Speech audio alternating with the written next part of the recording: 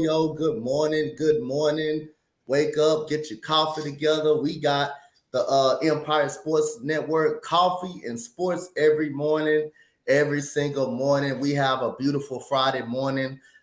Today got a partner to my right here. Y'all haven't checked them out. Y'all go check my brother out. I'm always on with him every Wednesday, Friday. For the late night talk, we will be on Friday night as well. Our boy Sports Judge Jonathan Mathis, how you doing this morning? Hey, what's up, everyone? How you guys feeling this morning? I'm feeling good. I just woke up. It's a little early here on the West Coast. It's 6:03 in the morning. I'm just waking up right now, but hey, it's good to be here. It's a pleasure to be on this show. Let's do what we do. Let's talk sports. Yep. Man, I got the resident Denver Nuggets fan over here, Denver Broncos fan over here. Don't lie, man. Them Nuggets looked pretty good. They lost last night, but they look good doing with that loss last night. I'm very impressed the way them young guys out there playing. My boy Dez, how you doing this morning, Dez? Yo, Dez, you there? All right, so we're going to go on to the next one. Excited. He was, man. Them young Nuggets look good in the loss last night. So we're going to go to the guy, Mo, who was in the chat all night watching the game. And we breaking down the game as it was going. The resident, Jonathan, you got your partner right here, the resident Laker fan, man, the LA Rams fan, San Francisco 49er fan as well. Mo, how you doing, man? Good morning, fellas. I'm blessed. Just glad to be here. Dez, how you doing today, man? How you doing this morning? Hey, it's Friday, baby. It's Friday, man. We made it. Happy early Easter to everybody, man. Happy good morning to everybody. And let's get the show rolling, baby. Let's go. So, again, I had to laugh last night this morning, kick it out with a laugh, because we going to get to the beatdown that happened in Philadelphia very much last night. We get into the beatdown, the massacre that was in Philadelphia that I said, and Mo completely said that Philadelphia, this is a bad matchup for Philadelphia, which is the Miami Heat. If they get into the 6th spot, I don't think Philadelphia will want this type of matchup right here. I think they'll rather have Brooklyn than this matchup for what we seen last night. So the massacre last night in Philly, a lot of Philly fans was not happy about this game last night. Philly, I don't know if they showed up. I don't know if they had a game. Forgot they had a game at 6:30 my time, but they didn't come out to play. They didn't come out to play. Gave up 129 points to the Miami Heat. Kevin Love looked good as new out there. He turned back to Minnesota. Kevin Love with the 3-point shots that he made last night. I mean, it was just raining threes in Philadelphia, just all over the place. Philadelphia couldn't score the ball. Miami played a lot of 3-2 zone defense, and Philadelphia just couldn't get no momentum going. Jimmy Butler led the way with 24 points. Adebayo played 24 minutes, 14 points, 8 rebounds. You had Tyler Hero with a 24 with his own 24. Matt Scrooge with his own 14. You had a lot of guys in double figures last night for the Miami Heat. The Miami Heat also shot 55% from the field. That showed you how hot they were all game long. They made 18 3-pointers at the 3-point line. They lit it up all night long, shot 46% from the 3. But you know what impressed me more about Miami? The ball movement. They had 39 assists. That's almost 40 assists. So the ball was moving around. So we're going to start with Jonathan.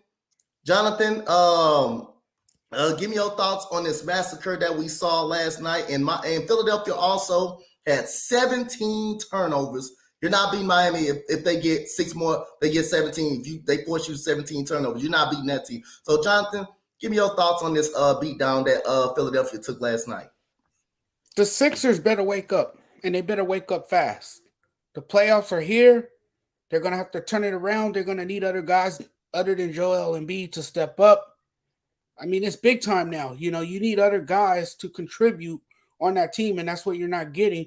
And then the turnovers are not going to help you because a team like the Miami Heat, they're going to capitalize on those mistakes. They're going to capitalize on those turnovers. And that's what you saw yesterday from the Miami Heat. But the Sixers, man, they're going to have to play a different game. They're going to have to get contributions from everybody else, and they're going to have to defend well. They're going to have to defend a lot better as well. I just don't buy into this Sixers team, and I'm with you. They're going to want to play a team like the Brooklyn Nets. You know, you want that matchup in the first round. You don't want to go into the first round playing a team that has a better chance of beating you because they have more depth, they have more shooters, they have more of a bench, quality players that can give you points off the bench. So the Sixers, to me, are in a little bit of trouble, and this is a sign of trouble with what we're seeing from this 76er squad. Yep. And by the way, you got a $33 million man on the court that's only giving you 2 points in 22 minutes in PJ Tucker. You pay him $33 million to have scoreless game and get you only 2 points. That's not going to get it done for the Philadelphia 76. So, Des, what you think about this massacre that went down in Philadelphia last night? It's embarrassing for Philly fans. I feel for Gene because Doc Rivers said this is like more of a scout game. How is this a scout game when you are horrible from the three? They only shot 27% from three, where Miami shot 46.2% from three. And you have Tyler Hero, you have Kevin Love, you have Jimmy Buckets that gave you 24.6 assists and 3 rebounds. That's a complete game right there. And like we all said, Miami is built for the playoffs. Doc Rivers needs to look in the mirror. You had 5 guys in double figures and you still lost the game. 5 guys in double figures. And like you said, PJ Tucker, $33 million contract, only gave you 2 points. Defense, he's not keeping up. And like Jonathan said, they need to stop with the turnovers. They need to get up and get ready for these playoffs because it's coming around the corner. And it's just really disappointing for that type of effort from a basketball team like that. I mean, there's no excuses if you're Doc Rivers to say it's a scout game. You obviously played all your players. So it's no excuse. You definitely came in with the intent to try to win this game with Miami if you playing all your players. So you can't make an excuse because you took an ass whooping. It's a scout game. So we only know one thing. We know Miami not scared of Philadelphia. We already know Philadelphia may not be they're not a scary team. They're not an elite team. They number 3. Just because they're number 3 in the East, that don't mean they're an elite team. We already seen them, lose 6 years in a row, not even get into a Western Conference Finals. So the Miami Heat, this Miami Heat team built for the playoffs. Eric Spoelstra won championships. He knows how to adjust in the middle of a 7-game series. And when we say Jimmy Butler is a different guy when he gets in the playoffs. We've seen him take over games in the playoffs. So, Mo, what you think about this beatdown last night? So, in a way, I think you should have saw it coming. Like, the game they played against Boston, they didn't play well. Embiid just was out of his mind and had 52 points, but the other guys didn't play well. You know what I mean? Like, really, really look at that. They didn't play well against Boston. They just happened to win the game because Embiid was insane that game. But he came back to earth, and he's a great player, but he had a regular game. And they can't expect him to drop 45 or 50 every night. So to me, you get the same thing. Tobias Harris, non-factor. Maxey didn't play. You didn't get much from James Harden at all. I just thought they came out very lifeless. And we talked about this before. Look, Miami's had their struggles, and I think they've had guys in and out the rotation. But get to the playoffs against them, he might not be ranked as a top 10 player, but when he's in the playoffs, whoever he's competing against, Jimmy Butler thinks he's the best player on the floor.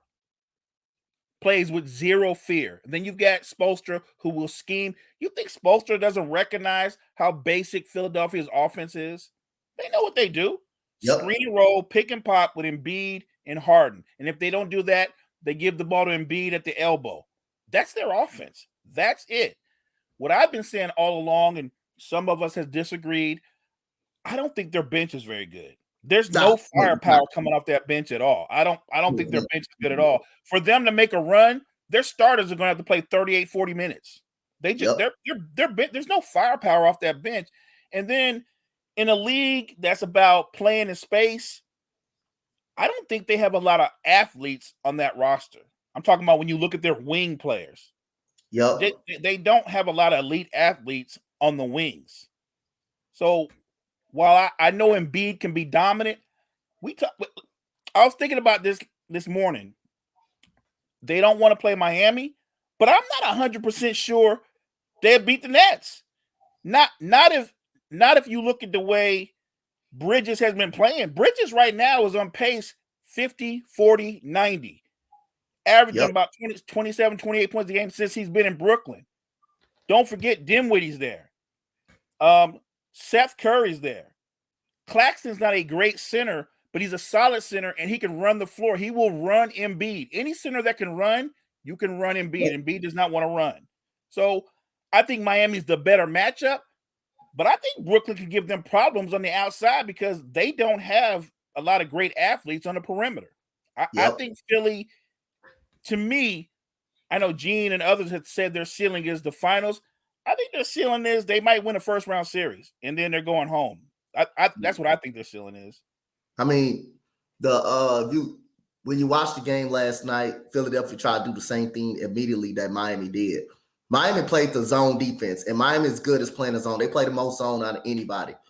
Philadelphia couldn't shoot the basketball at all.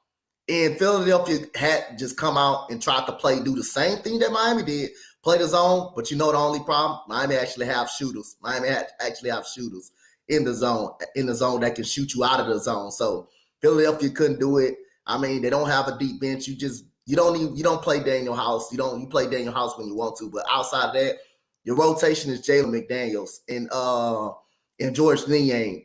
That's your rotation. That's basically your bench rotation coming off the bench. You don't play Paul Reed that much. You don't play him that much where you should be playing some of those younger guys to get Joel Embiid a rest. And you go out there and get Dwayne Dedmon for what? What you go out there and get Dwayne Dedmon for? You ain't bring him on the play. You just got him sitting. You just got him sitting on the bench. So at the end of the day, look at the young players that Doc Rivers that Philadelphia drafted. You guys, Joe, who's one of the top 3-point shooters in the game over there in OKC. By the way, he's balling over there in OKC. Now all of a sudden, Matisse Thybulle, he couldn't shoot in Philadelphia. What does he do? He go to Portland.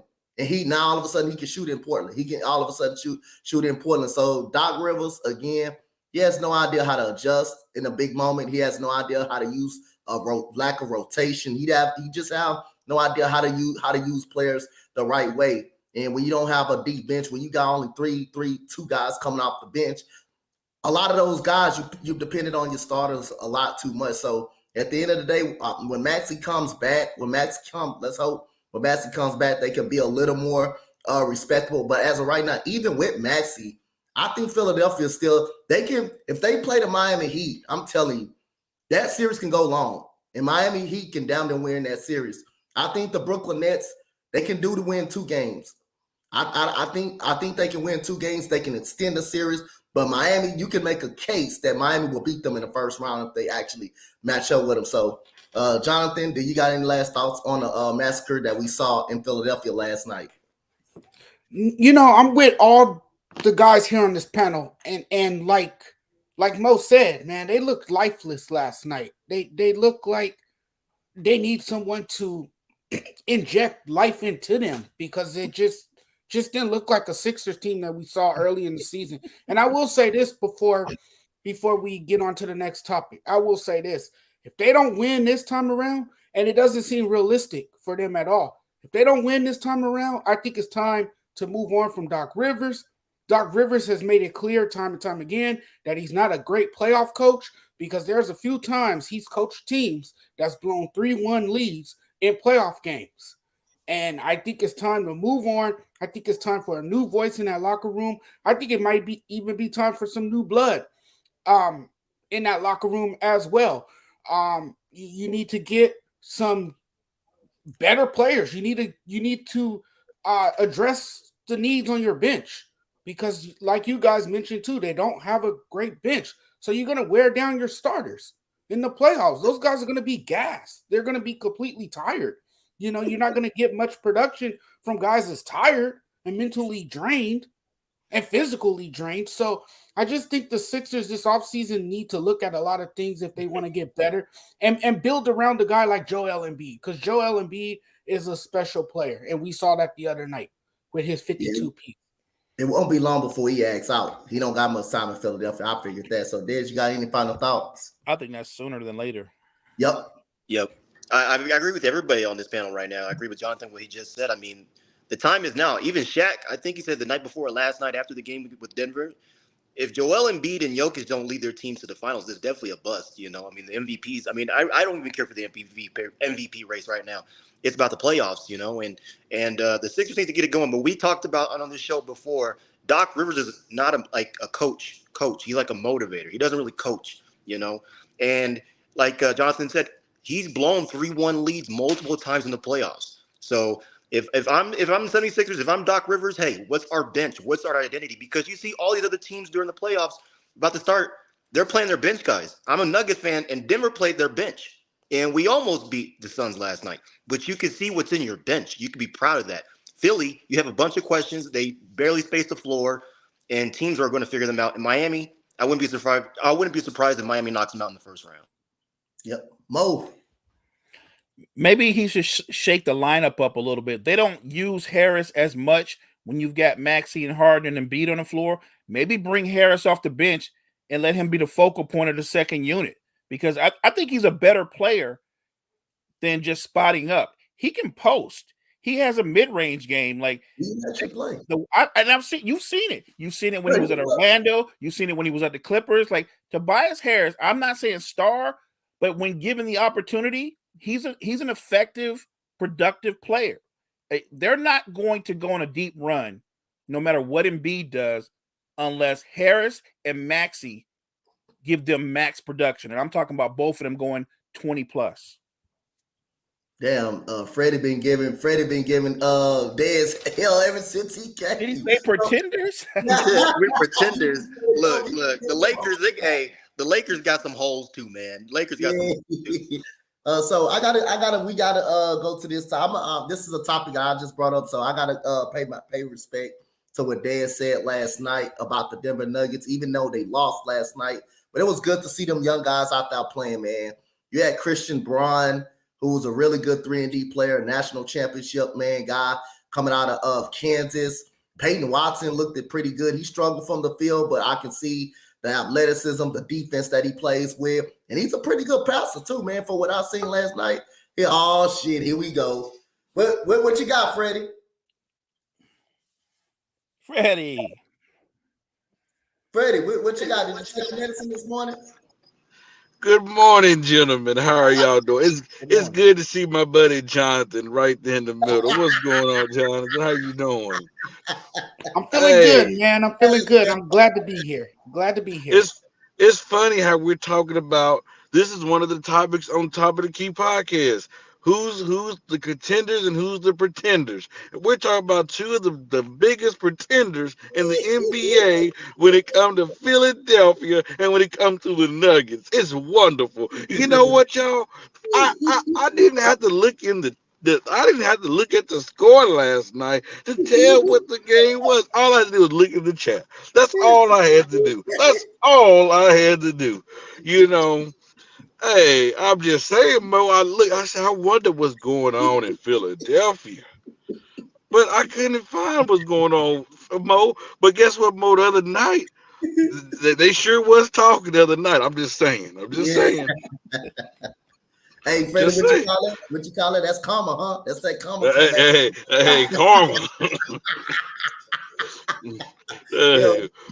I'm still waiting on the excuse. Hey, Fred, they said it was a scout game last night. That's what it said. Hey, I want to warn everybody. If Philadelphia get knocked out the first round, I might need to leave that group chat because I can feel that group. I can feel grenades going off in that group. I can feel it going off. It's gonna be bad. But you know what? Hey, I'm gonna tell you this. They better hope. They better hope they go further than the Lakers this year. I'm just saying, because if they don't, they gonna have to see me. They gonna have to see me. You best believe that. You best believe that. Uh, so if the Nuggets and Philadelphia are pretenders, what are the Lakers? The Lakers are contenders. I'm not gonna say we contenders, but I mean we in the battle. But We in the battle. I'm gonna say this. I know the other night in the first half looked horrible. It was scary, but we still have a little hope to hold on to, gentlemen. Because if you look in the second half, it showed that we have a team that can battle. The NBA got to do a better job, in my opinion, because we seen this a few weeks ago with the Milwaukee Bucks who got blown out by Boston. Why did they get blown out? It was a back to back. They played the night before. If you're going to do back to backs, you need to make sure that marquee game is the first game of that back to back. Like the Clippers and Lakers should have been the first game instead of playing Utah the first game. Because I mean, we clearly see that LeBron James in year 20, he's not able to. I mean, it's hard on him on a night behind to play a back to back. I mean, he's 38 years old, dealing with a tendon injury in his foot, so it's hard for him. You know, we understand that, but like I said, we'll see the real Laker team tonight. And watch that damn chat gonna be quiet. It's gonna be just like Mike. He ain't gonna hear a thing. But hey, especially from Dez right here, aka Denver Suckage fans. Look, Freddie, I will say this. If the Lakers can't handle playing in back-to-back games, what make you think they're gonna be able to play strong in the playoffs? The playoffs Are those bodies capable to hold up? I'm just Jordan. asking. Jonathan, I didn't know there was back to backs in the playoffs, sir. And are they going to stay healthy? Laker fans have to cross their fingers every night, hoping those guys stay healthy. Jonathan, I'm just saying, Freddie. Clipper and Jonathan. I'm a Laker fan, Clipper Jonathan. Listen, Jonathan. Let me ask you a question. Is there backup? Is there back to backs in the playoffs? Heard that. No, but so what are we talking about? But you know how Anthony Davis and LeBron James are. They're older now. LeBron James is 38 years old. Jonathan, you do realize that that's part of sports, bro. As a Laker fan, there's a level of concern. Hey, guess what? The Clippers. Guess what, Jonathan? Are going to get worn down. Let me finish, Freddie. Those bodies are going to get worn down in the playoffs. If LeBron goes down with an injury, and these guys are battling foot injuries, seriously, going into the playoffs, that's not good, Freddie. Hey, I got you one more too, bro. No, hold on. I want to ask Jonathan a question. Jonathan, do you believe the Phoenix Suns can win a championship?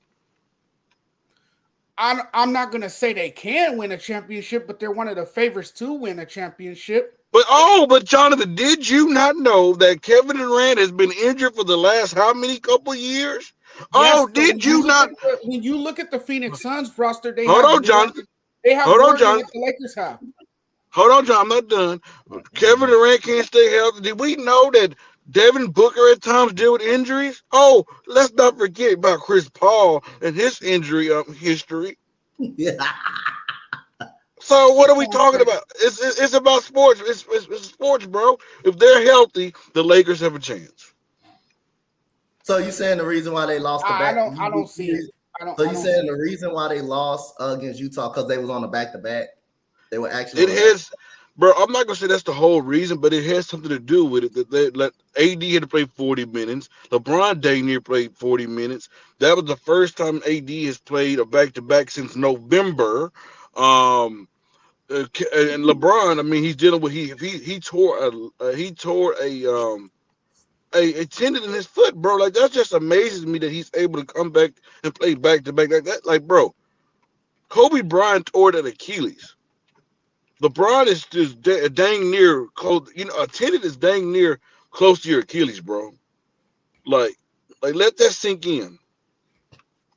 But then again, we have a coach that don't knows what he's doing. I'm not a fan of Darvin Ham in his rotations. His rotations are horrible. There's nowhere in hell that I have LeBron James and Anthony Davis on the bench at the same time during the game. That's so dumb to me. I do agree with that. Wow, Jonathan agrees with something I said. Well, the Lakers in recent years have hired the wrong guy. I love you, I've Jonathan. hired the You wrong know guy. that. But hey, you know what? You probably should have kept Frank Vogel. You was better off keeping him. I agree. I love you, Jonathan. You my brother. I love you too, my man. See, that's why we gotta have Jonathan up here to put Freddie in his place. That's why we gotta have Jonathan up here. Hold on, Jonathan put me in my place. I educated Jonathan as usual. Let's not do that. Just like I educate Dez, I educate Jonathan. Mo is my brother. Mo, me and him, we like this. Yeah, so you ain't gotta educate Bo, huh?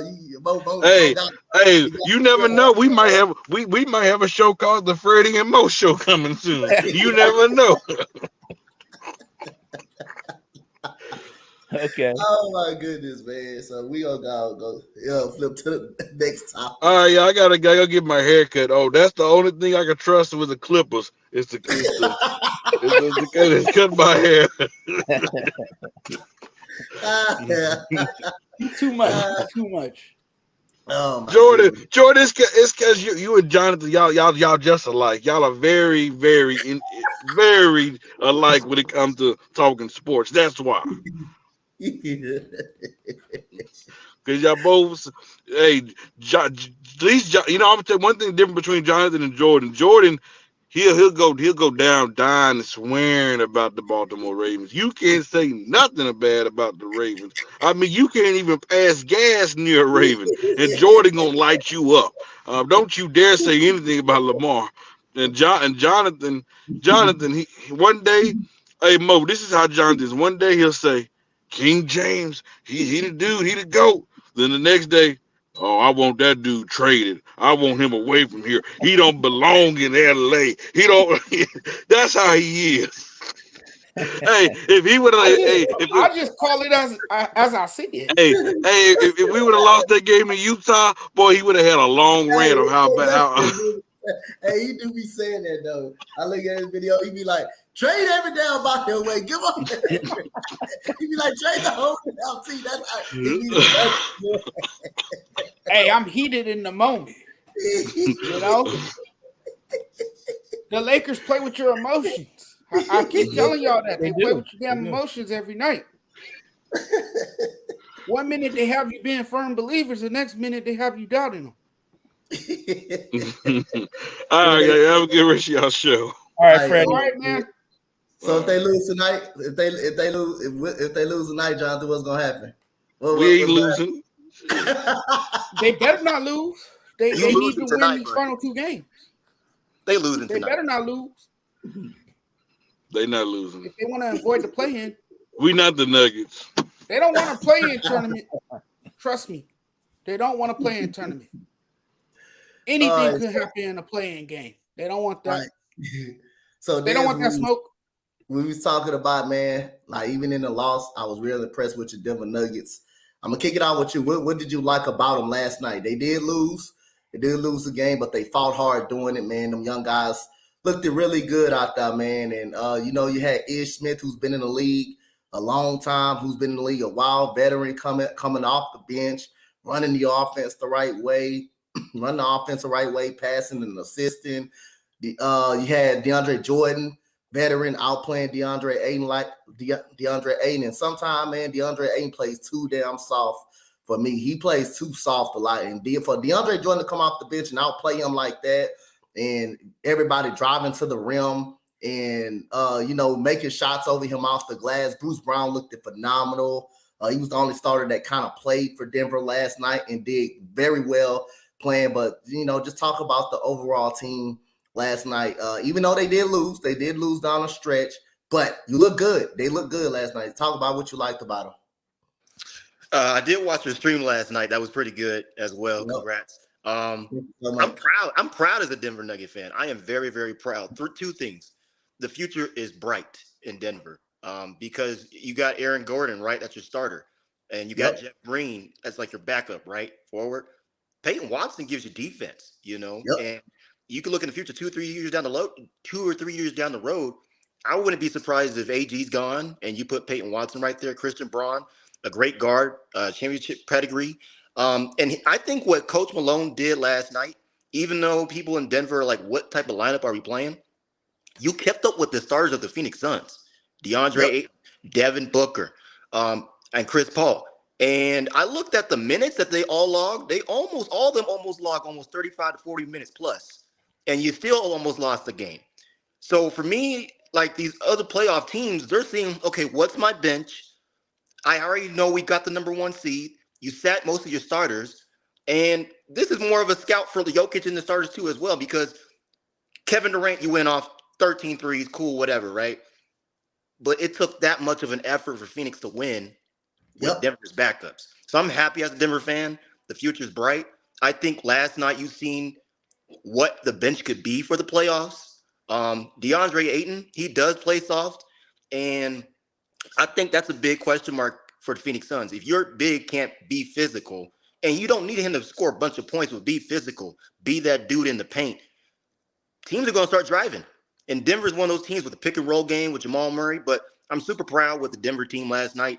Even though we had a loss, it was a great spirited type, like moral victory per se. And like I said, the future's bright. Yeah, you had a chance to see what the young guys can do, and they did it well. They did it pretty good. Me and Mo was saying in the chat, we impressed with how that team definitely ended up playing. Jonathan, how did you feel about them last night? Bruce Brown going toe-to-toe with Kevin Durant. That's scary right there. Can Kevin Durant hang with this dude? Because, I mean, he was going toe-to-toe. He was in the lane, floating up shots, dropping them, getting any shot that he wanted. Look, I will say this about the Denver Nuggets. The Denver Nuggets might be one of the most complete teams in the NBA. Jokic finally has all his pieces around him. Everyone is healthy. You got Jamal Murray out there balling. You got Michael Porter finally living up to his contract, doing his thing. You got guys that could defend. You got guys who are scrappy. You got a great coach in Michael Malone. I always praise Michael Malone. I think he's a great coach. He understands basketball really well. He has a vast knowledge for the game, and he's a player's coach. So I really like this Denver Nuggets squad. This Denver Nuggets squad can go deep. I don't think they're going to put on a facade like a lot of people are saying. A lot of people are saying they're going to go to the playoffs and lose, that they were just dominant during the regular season. I don't think that's going to be the case because you got Aaron Gordon, your glue guy. You got a great shooter in Jamal Murray, and then you got Jokic, who's one of the best big men in the game. I love watching that guy play. That guy can ball. He's the anchor of that offense, of course, but then you got other guys around him who could score. And then you look at Christian Braun last night, a guy I watched a lot in college. He was a Kansas Jayhawk. This guy was knocking down threes. He hit a corner three at one moment in the game that put Denver up. Just great all-around basketball from a great team that's built to last and go deep into the playoffs. So, yeah, the Denver Nuggets look really, really good. Very impressive stuff. Mo, what you like about the young Nuggets last night? I just like the fact that they came into the game aggressive and they stayed aggressive throughout the game. You take a guy like Bruce Brown, who I didn't understand why the Nets let him go. He's one of those guys that can do a little bit of everything. He can defend at a high level. He's worked on his jump shot, so he's made himself at least effective from the three, can defend multiple positions, and he's got a nice float game going to the basket. Like, Bruce Brown is just one of those, like, he's a winner. Guys like Bruce Brown, and I said it last night, they're like throwbacks to guys from the past. You remember the guy they used to play with Houston and San Antonio, Mario Ellie. Those guys are winning players. They're not stars, but they're winning players. So you need guys like that. I just enjoyed the game, Coach. We were watching it, and you did a great job on play-by-play, but that was a competitive game. Yes. At the end of the day, you can say a win is a win. Phoenix won, But it took your best 3 players all putting up monster numbers. Chris Paul hit a career high 7 threes. It took that to win that game. And you saw the best and worst of Phoenix. They've got tons of firepower in that starting lineup. But I worry about that bench. I also worry about their inability to get stops against more talented offensive teams. Remember, that wasn't Denver's starters. That was their backups that was giving them that work. So what are they going to do against a team, let's say if they match up with the Clippers, who got multiple wings, Paul George, Kawhi Leonard, Norman Powell, who can put the ball on the deck and all have range? What are they going to do with a team like that? I get why people say Phoenix is the favorite to win, but you're saying it because you go, they've got Kevin Durant and they've got Book. I get that. 2 great scorers who can score at all 3 levels. But at some point, they got to take a break. They got to get some rest. Yep. Somebody got to come. Who's going to come in and fill that void? And not to mention, on the other end of the floor, I think cats are going to attack KD. They're going to attack him. Because I saw this when he was with Brooklyn. He doesn't have the lateral quickness that he had before. You can blow by KD on D. He doesn't have it. He's a good team defender. He's not a good one-on-one defender. I don't think Chris Paul defends at the level that he used to defend at. I saw Reggie Jackson and Ish Smith blow by Chris Paul at will. They had no problems getting to the basket. And because Ayton is not really a great rim protector, those guys were all finishing at the basket. Bruce Brown, Ish Smith, Reggie Jackson. Like, where was the help? Where was the big man? I'm not trying to be down on Suns fans. Maybe I'm just a hard judge. I don't look at them, and it's not that I'm rooting against them. I'm just looking at them objectively. They're going to be fun to watch. They're not going to the finals. Man, I looked at it last night. Telling you, when I say the layup was sweet and the paint was sweet, it was last night for Bruce Brown, Christian Braun. They were just getting easy layups in the paint. Reggie Jackson was penetrating, even though some last night he kind of at the end of the game a little bit, he kind of started taking way too many jumpers and more elaborate. We thought Ish Smith was being a better point guard last night as far as moving the ball moving, getting everybody a shot. Reggie Jackson's more of that scoring point guard, more of that scoring combo guard a little bit. But Dez, you had your hand up. You got another word you want to say? Got something else? Yes, sir. So you guys hit it all on the nose. And I think we talked about this in the last topic, fatigue. Like the Lakers, they have older players, LeBron and AD. You think about Phoenix, Chris Paul is up in age. Devin Booker, I mean, he's had some injury problems. He's getting back in his stride. DeAndre Ayton, he's not really physical, that attacking big in the paint. And everybody's like, well, if Denver faces Phoenix in the second round, if that's possible, they give him fits. Denver's game plan with DeAndre Ayton, give him foul trouble, give him frustrated, But the biggest thing I want to say, too, Reggie Jackson had 20 points, So if Reggie Jackson gets 20 points, Ish Smith going off, Phoenix has a lot of holes, So, and I was going to ask, doing N1 moves. Yeah. And who does Phoenix play in the first round? Is the Clippers? I think the Phoenix, I think as far as projected, I believe it may be the Warriors. As far as I'm gonna love that series. Look, Anthony Price said it. We should wait to make our predictions. It's projected. It's projected to be the Clippers right now. Clippers. The Warriors it's projected. I'd like to see that. I would like to. Look, if the Warriors match up with the Suns in round 1, I'm taking the Warriors. I'll say it now. I'll take the Warriors. Bro, I will take the Warriors.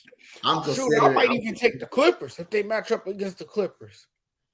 I'm really considering it because I don't want to rule out the Warriors like that, man. They show time and time again they can play, man. That they when they who's gonna chase Clay and Steph off them screens? Because that's you got to have a lot of energy. That's a lot of running. Who's gonna chase them off them screens? And Poole just can break you down off the dribble. Like that's a lot coming at you. Just those 3. Then you add Wiggins back into the mix.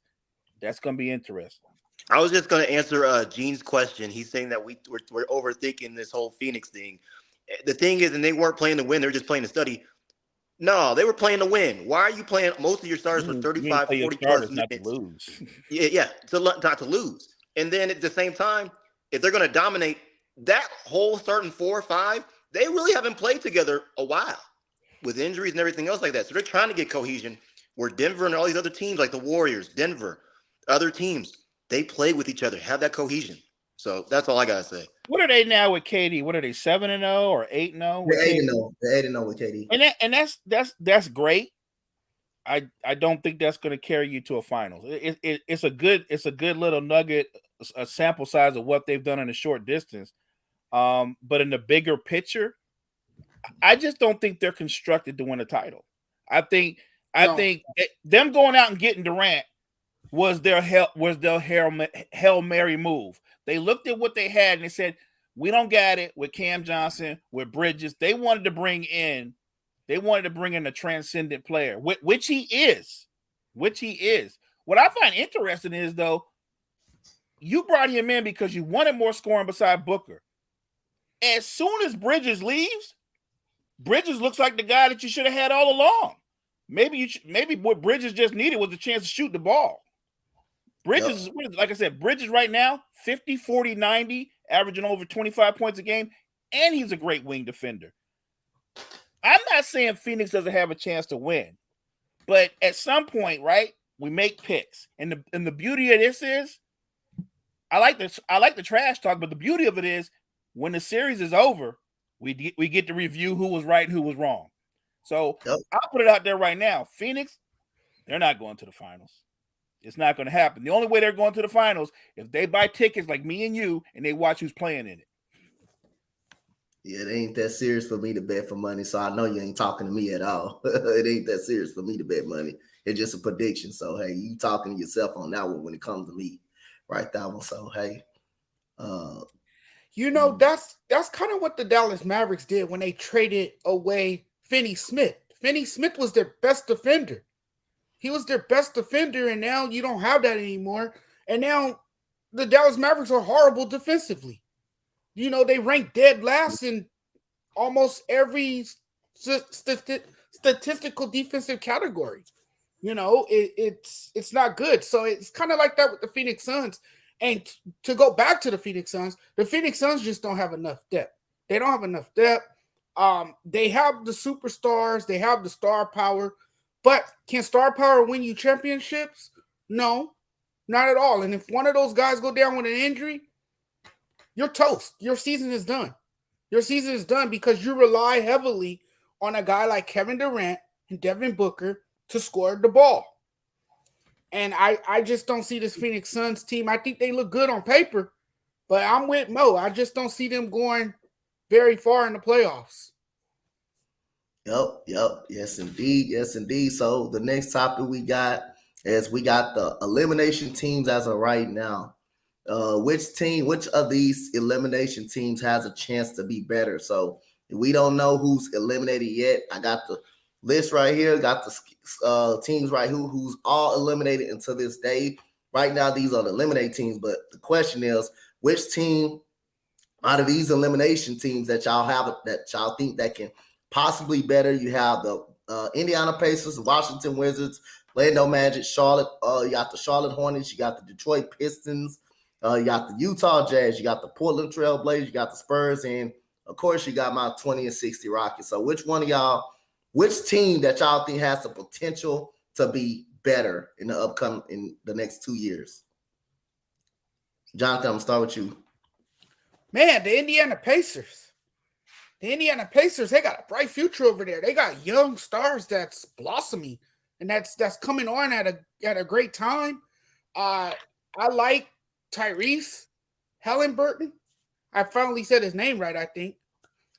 He's a great guard in this league. He's had an outstanding year. He had a breakout season to start the season.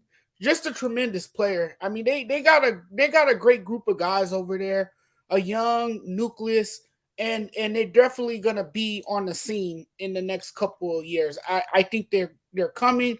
I think they're gonna be a team that could be reckoned with in the Eastern Conference. And I like the Pacers. I like the Pacers a lot. All right. Dez, who you got? Which team you have? Oh, I looked this up last night, man. I'm actually happy with this pick. I gotta say the Utah Jazz. The team is young. You got Jordan Clarkson, marketing, and then you have Kelser, whatever. I don't know Marcus pronounce it. Kessler. Yep. There we Marcus go. There Kessler. we go. He's blossoming. And I even did some research. They're young team. They have 3 draft picks in this year's draft. They have a top 10 pick in 2024. They have the cap space during the offseason to probably get a superstar, probably 1 or 2.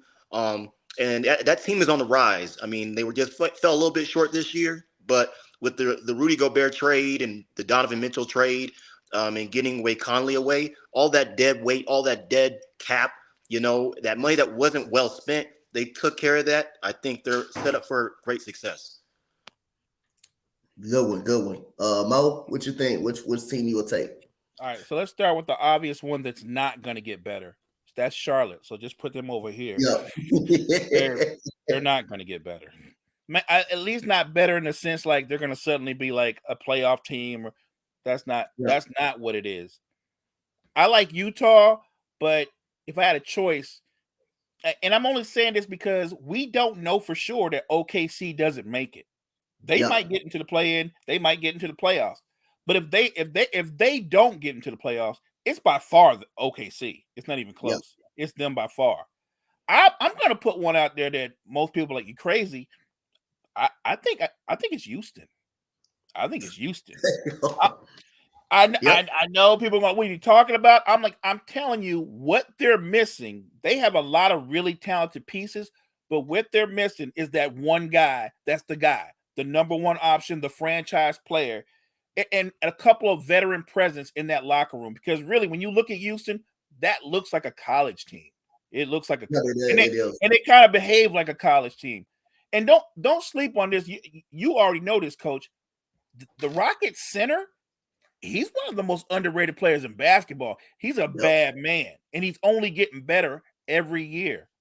So I think what the Rockets do in the draft, and what I hope they're aggressive, very aggressive in free agency. Even if you've got to move a couple of pieces in pursuit of an established star, not an older one. Let's say somebody in their mid-20s or whatever. Like, the Rockets are in position to have one of those huge turnarounds. You're talking about 20 and 60.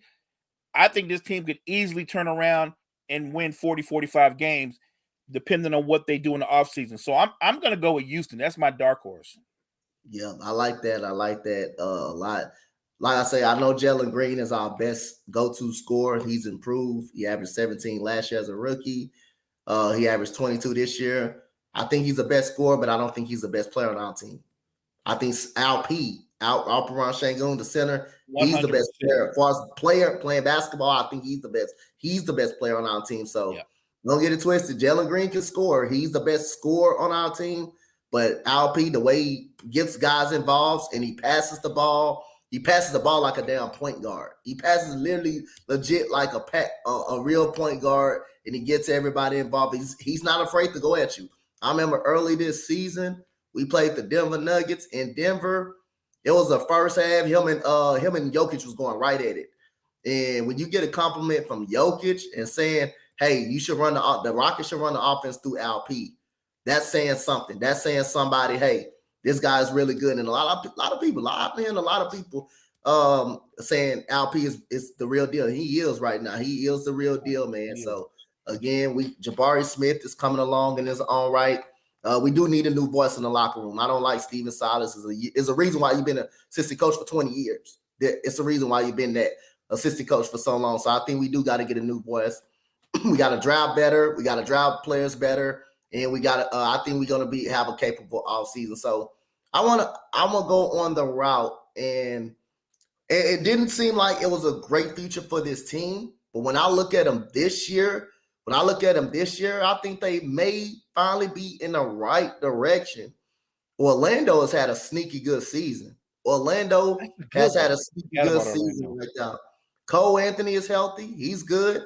Pablo is the best rookie in the NBA as of right now. You have Franz Wagner, Mo Wagner, little brother. He can play. Man, they got some real, and the coaching has been good over there. No, they're 34. We know they're 34 and 46, but this is a good season for Orlando. They was just fighting to get into a play-in tournament in the playoffs with the 8 seed a couple of years back when they won against Toronto and won one game against Toronto. And then they had a couple of bad years, bad drafting. Mo Bamba turned out to be a bust in the draft. And Markelle Fultz, he had some shooting issues, but now Markelle Fultz is playing ball for Orlando. And that's the thing about it. When people leave Philadelphia, and Philadelphia had Markelle Fultz, people leave Philadelphia and get that change of scenery, they go right to another team and they perform the way they perform, and Markelle Fultz is performing. So I like the direction this Magic team is playing, man. Most people didn't have to win the 34 games, but that shows you, they get the rookie Pablo, they get better. They got better, and this team puts up a fight each and every night. So for them to be really on par like this, I think they have the potential to get better. They got to just draft right. I think if they just draft right, they can show some signs of stability. It ain't hard to make the playoffs in the East. It ain't really hard to make the playoffs in the Eastern Conference anyway. So that's Hey, coach. Huh? Let me ask you a question. Yeah. I know I said you can write Charlotte off, but and to all you guys for this, Charlotte has been bad for so long. Yeah, and they've probably had some of the worst draft picks. Yeah, they history, like terrible. Terrible pick after terrible pick. But they get LaMelo, and from what I see, he's as advertised. He's talented, he's aggressive, he's fearless. The injury bug. I guess what I'm saying, big picture, for them to turn this franchise around, do they need to do a full-blown rebuild, or do they just need to pursue free agents? They need to do a rebuild. And LaMelo Ball, if I was LaMelo Ball, I'd ask out because he's too good for him to have his talent wasted. And then you go back to years, the draft, they continually get the draft wrong every single time. That's all they do. They draft wrong. They make the wrong pick. Now, Michael Jordan is probably the best basketball player of all time, but he's not the best of drafting. He's not the best. He's not really the best of drafting. So at the end of the day, they draft wrong. The draft hurt them. Kemba Walker, you can say that was the right pick. I think Kemba Walker was the right pick. That was one of the few picks that they made that was right. Emeka Okafor, you can say that.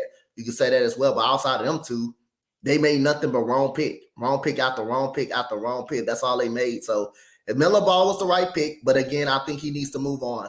I think it's time to go into a full rebuild mode. Gordon Hayward clearly past his time. You have Rozier who could put up 22 points per game, but you're putting it up on a bad basketball team at best right there. I think you need to move on with him. I think they need to strictly tear down, go young. You got Miles Bridges, he's in some issues. He hasn't played all season. So they need to go into a full rebuild mode. That's what I think they need. Michael Jordan was a great player. We all know that. I call him the GOAT, but he didn't have a great eye for talent. And that's okay, because you could be great in one thing and terrible in another thing. Just because you was a great basketball player doesn't mean you're going to be a great general manager or team owner. And we saw that. So now it's time to blow it all up. Yep. I think it's time to blow it all up, go in a new direction, and build through the draft. I mean, the fans waited this long. They can wait a little bit longer, be a little bit more patient, because you can build teams through the draft. Just ask to go to State Warriors. In the NBA, you can do go to State Warriors. Yep. There's only two teams. It's only two. Like, it depends. Like, in basketball and baseball, you can build your teams through the draft. Basketball and baseball, you can literally do that. The Astros did it in baseball. The Warriors did it in basketball. So you can really build your team through the draft in basketball. So I think they need to do that. They need to go. Jonathan is right up on that. They need to go full rebuild mode. Just trade every good player that they got and just go strictly rebuild. That's a great point. That's a great point, Jonathan. And you know what? And it works both ways. You can build your team through the draft, or you can put your team in a deep hole by getting it wrong for the next 10 years. Yep. Go ahead, Dez. What you think? I think you do a little bit of both. I think you redo a rebuild mode. You tear down the team because, look at that draft night last year. The trades they did and stuff like that, and half their players aren't even playing. And with the LaMelo Ball with the injury, it does suck in the injury bug. But he is like their franchise player, So I say go in the draft, rebuild mode, probably get maybe one or two veterans because that team is really, really young too, Besides Gordon Hayward and Rozier, they're really, really young. So I feel rebuild mode and probably get one or two veterans. They need a big, they got a couple of bigs, but a big that can help and complement LaMelo Ball. Pick and pop, pick and roll game, because all the threes he's shooting, teams are getting used to that now. In the driving game, he's really aggressive, but they need to do rebuild mode and probably get one mid-tier free agent. Yep. So will Zion Williamson play for the Pelicans if they make the playoffs? Do you think he plays, or do y'all think they sit him out because he's out for the rest of the season? They sent him out for the final 2 games, but do you think he can come back and be an effective player for the Pelicans in the playoffs? Mo, we're going to start at the bottom. We're going to start down with you. No, I don't think he plays. I mean, the guy's been out with injuries the whole season, and conditioning has always been a problem with him since coming out of college. You're really going to bring him back, throw him into the fire? He's not conditioned, and he's injury prone. Like a lot of his injuries, they're not even contact injuries. That's the downside of somebody weighing about 280, but having the quickness to go side to side like a wing player. The body's not meant to go side to side when you're that big. It really isn't. I hope I'm wrong, but I think he's going to be one of those players that we're going to always say what could have been. I just think there's always going to be another injury. We in the little bit of time we've seen him play, everything he's advertised to be, he's been. The problem is the one skill set he lacks, availability. Man can't stay healthy. He can't stay healthy, and it doesn't make sense for them to play him as brittle as he is. I heard somebody not too long ago say, you know what? I'd trade him. Honestly, I wouldn't rule that out because his value will never be higher than what it is now because he's still got that big P right next to his name potential. He has all the talent in the world. But if you trade him, people might think you're crazy until he's on their team and he's missing 80% of the season. I just don't. The path forward for the Pelicans is kind of strange because you look at a guy like Herb Jones, you look at Murphy, you look at Brandon Ingles, what B.I. can do, Alvarado. They're structured to be one of the better young cores going forward. And I know CJ's on the team, but CJ is an older player. I'm talking about that team 2 years from now. Like if Zion could stay healthy, they would have one of the best cores, if not the best core, young core in the NBA. But that's a big if. So I'm going to say he's not going to play in the playoffs, and I'm not so sure if his future is that certain either. Des, what you got on it? Hey, Mo just hit most of my answers, man. I mean, the availability. I mean, if you're not even available right now, what do you think you're going to be available for the playoffs? I mean, their owner even said it to ESPN last night. He said, after further evaluation, it's determined that Zion Williams will continue his rehab and conditioning regimen. We will update warrantly. So that tells you the guy's not even in shape. The guy is still going through rehab. He's not even ready to go. The team was 23-14 with him and 1 game behind my Denver Nuggets before he got injured. Since he's been injured and out, they've been 33-37. Oh, right, right. And they've been sliding down. And then you got Brandon Ingram. He had an injury in January and slowly getting back, but now he's in rhythm.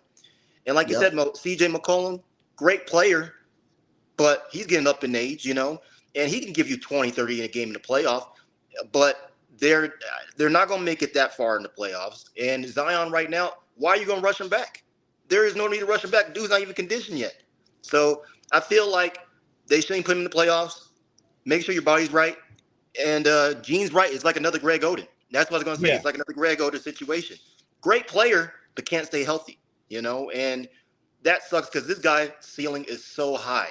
So high. So I feel that the biggest thing that he needs to do, and we all know it, health. Be healthy, be consistent, be available. Because you could be an all-star, but you got to be available. You got to be that dude. Yep, there we go. Jonathan, what you got, Jonathan? Man, as much as I love Zion Williamson because I see the potential, and the potential is there when he's on the floor. But man, Zion Williamson has the bus label attached to his name. I hate to say that, but it's attached to his name, and there's so much uncertainty around his future. We don't know what Zion Williamson is going to be, and I'm with both of the guys on the panel. I'm with everyone on this panel. I'm with you both because health has been a problem. It has been holding him back. It has kept him sidelined, and like they always say, what do they always say? The best ability is availability, and he has not been available. But you know what I've been saying about Zion Williamson for years, and I will continue to say this. He has to drop some pounds. He has to lose some weight because this is going to continue to be his career if he doesn't. It's going to be injuries. It's going to be injuries after injuries after injuries. And that's what it's been like since he's come into the NBA. You know, and like the guy said on here, he has a high ceiling.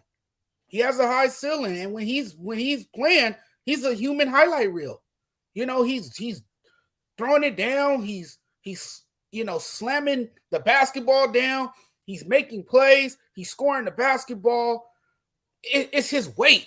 It's his weight, and I mean, it's just a real shame that this guy can never stay healthy and be on the floor for his team. I hate to say that it's a waste of talent, really. It's what it is. Yep. Yes, indeed. Yes, indeed. The very next topic: how far do we all think the Knicks can go in the playoffs?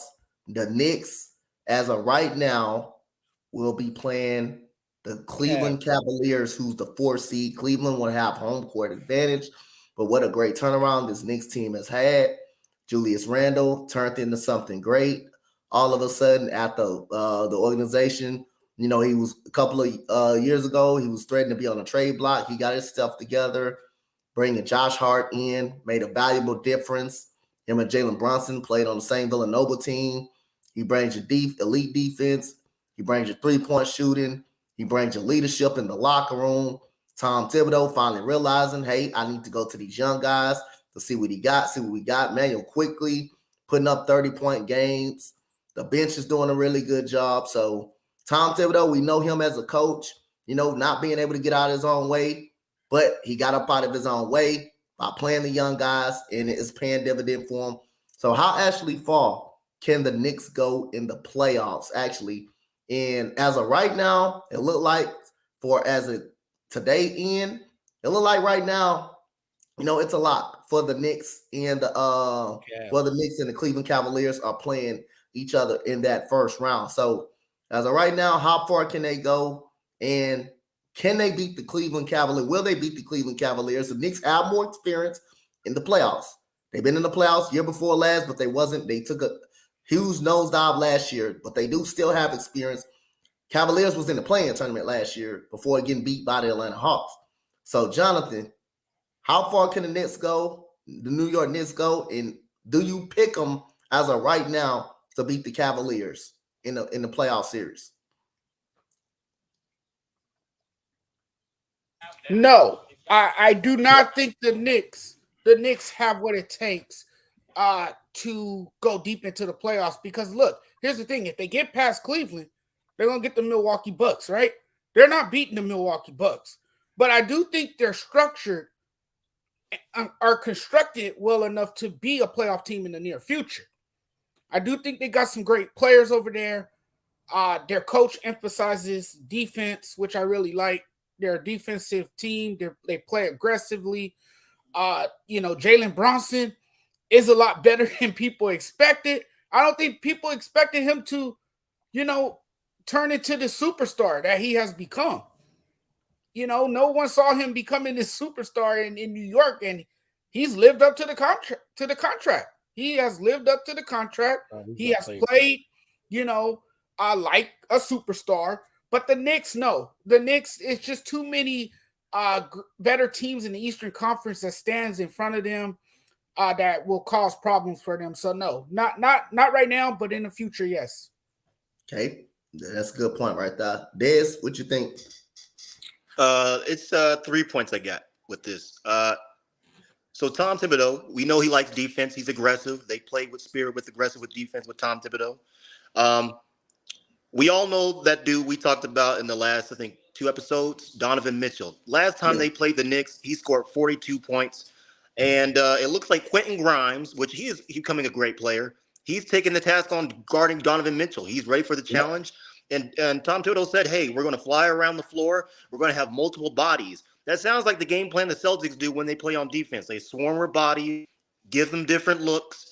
I give the Knicks the edge on this. The reason why, though, playoff experience. You have players on your roster now that have playoff experience, and I feel that this is the year the Knicks at least get to the second round. I give the Knicks that. Tom Thibodeau has got the young guys buying in. The only question is the young guys, can they live to the moment in the playoffs? Because the regular season is different than the playoffs. Yep. Mo, what you got? That's a good one. The Cavs are loaded, but they're top heavy because it's Darius Garland, it's Mitchell, Mobley, Jared Allen. They're top heavy. They're talented, but top heavy. And their 2 best players, or their 2 best scorers, at least, those 2 guards, they're not just ball dominant. They're both volume scorers. They take a lot of shots. Donovan Mitchell is going to take, throughout a series, he's going to probably average 25 shots a game at least. Yep. That's who he is. He's one of the most explosive scorers in the league, but he's not always the most efficient player in the league. And there are 2 sides of the floor. Not a very good defender. Darius Garland, not a good defender. They've got flash and they've got talent, but I would go with the Knicks. You're talking about the best basketball player. Donovan Mitchell might have one of the best highlight reels in the NBA. I don't think he's a better basketball player than Jalen Brunson. He's not a better basketball player. I think Quentin Grimes doesn't have to stop him, but I think he can compete with him. I think he can redirect him when he's trying to cut backwards or get to his spots. I got the Knicks winning the series because I just think the Knicks are the better team. For sure, there's no doubt they're the deeper team. So despite what Mitchell and Garland might do, you can't tell me that Grimes, you can't tell me that Brunson, and then throwing quickly, that they can't cancel them out. And then I don't know what Julius Randle's situation is, but let's say he's 80%. That's still somebody that's going to give you 20 and 10. Don't forget, they got a Mitchell that's a big man, that's athletic, rim runner, shot blocker. The Knicks have gotten better, like you guys all said, because Tibbs have taken the reins off and he's actually put more young guys in the rotation. Yep. So I know the Cavs are the 4 seed, but I favor the Knicks to win this series. I don't think they get past the second round series, but I think they win this series.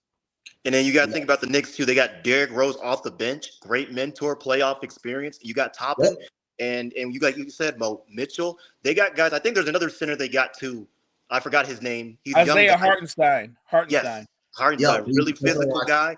So, and Mobley, like they said, they're going to do swarm, team defense. And I think New York needs something to be proud of, the city of New York. So I think this is the year they get past the first round, at least to the second round. Mitchell can average 35 plus for the series, and the Cavs can still lose. When you look at the Cavs, they've got their starting 5. They've got Karis LeVert. That's it. They don't have a lot coming off that bench. They rely so much on those starters. And I guess the good thing is that starting lineup, they're all young. They're all young. So they can play 38, 40 minutes. I'm not saying that this won't be a good series. I just think if you're talking about who's going to win the series, I'm saying the Knicks. Yeah, that's a great point. And man, Quentin Grimes is my guy, bro. Quentin Grimes, I love Quentin Grimes ever since I seen him play at the University of Houston. The man is becoming a very good ball player, man. So, man, big shout out to Coach Tom Thibodeau, man. Like I say, he finally saw the light. Hey, play these young guys. You gotta, if you don't play you gotta see. If you don't play some young guys, think about coaches. If you don't give a guy a chance, you don't know what you got. You don't know what you got. Philadelphia didn't give Matisse Thybulle a chance. They didn't know what he have. But Portland, now you know what you messed up. Now you know what you messed up on. Isaiah Joe, you didn't want to give him an opportunity. Now you know what you messed up on. Now you know how good is he gonna be. And that's the thing that has continue to fail Doc Rivers over and over again. And now for so many years after Tom Thibodeau not knowing that, now he knows it. Now he knows, hey, these young guys can play. These young guys, hey, they can take me down if you give them an opportunity to do it. So Quentin Grimes, man, thought he wasn't going to see the light in Quentin Grimes. Glad he chose him. Glad he playing him now. It's paying benefit. He's an elite 3-point shooter, and he competes on that defensive side of the ball like everybody is saying. So we get to another squad before we go to the NFL segment part. The Miami Heat, the team that just laid the smackdown on Philadelphia last night, pretty much. The question is, can Miami Heat be scary in the playoffs? Can they be scary in the playoffs? Mo, I'm going to start with you up on this one. 100%. You've got a coach like Spoelstra. You've got a proven warrior / star who he becomes a superstar in the playoffs. You got Jimmy Buckets, Tyler Hero. Coach, even last night we saw Kyle Lowry sighting. Kyle Lowry. I haven't seen Lowry in months. He finally showed up. Yep. Right. And hit some big threes. Bam Adebayo is one of the more versatile centers. He's not a dominating center. He really is more like a 4, but he can get you with his quickness and his activity. I know they've had a subpar regular season, but I think there's no question that the Heat can surprise some people in the playoffs. They've always been built for the playoffs. Yep. And the first team that doesn't want to see them, we've already talked about that. Philly don't want that. They don't want any part of that. So I think the Heat I think they're primed to at least win a first-round series. There we go. Dez, what you think about it? I got to agree with Mo on this one, man. I mean, he took the words right out of my mouth. I mean, we've seen what happened last night. We see who's aggressive, and we all know Miami's built for the playoffs. Kyle Lowry, veteran. Jimmy Buckets, veteran.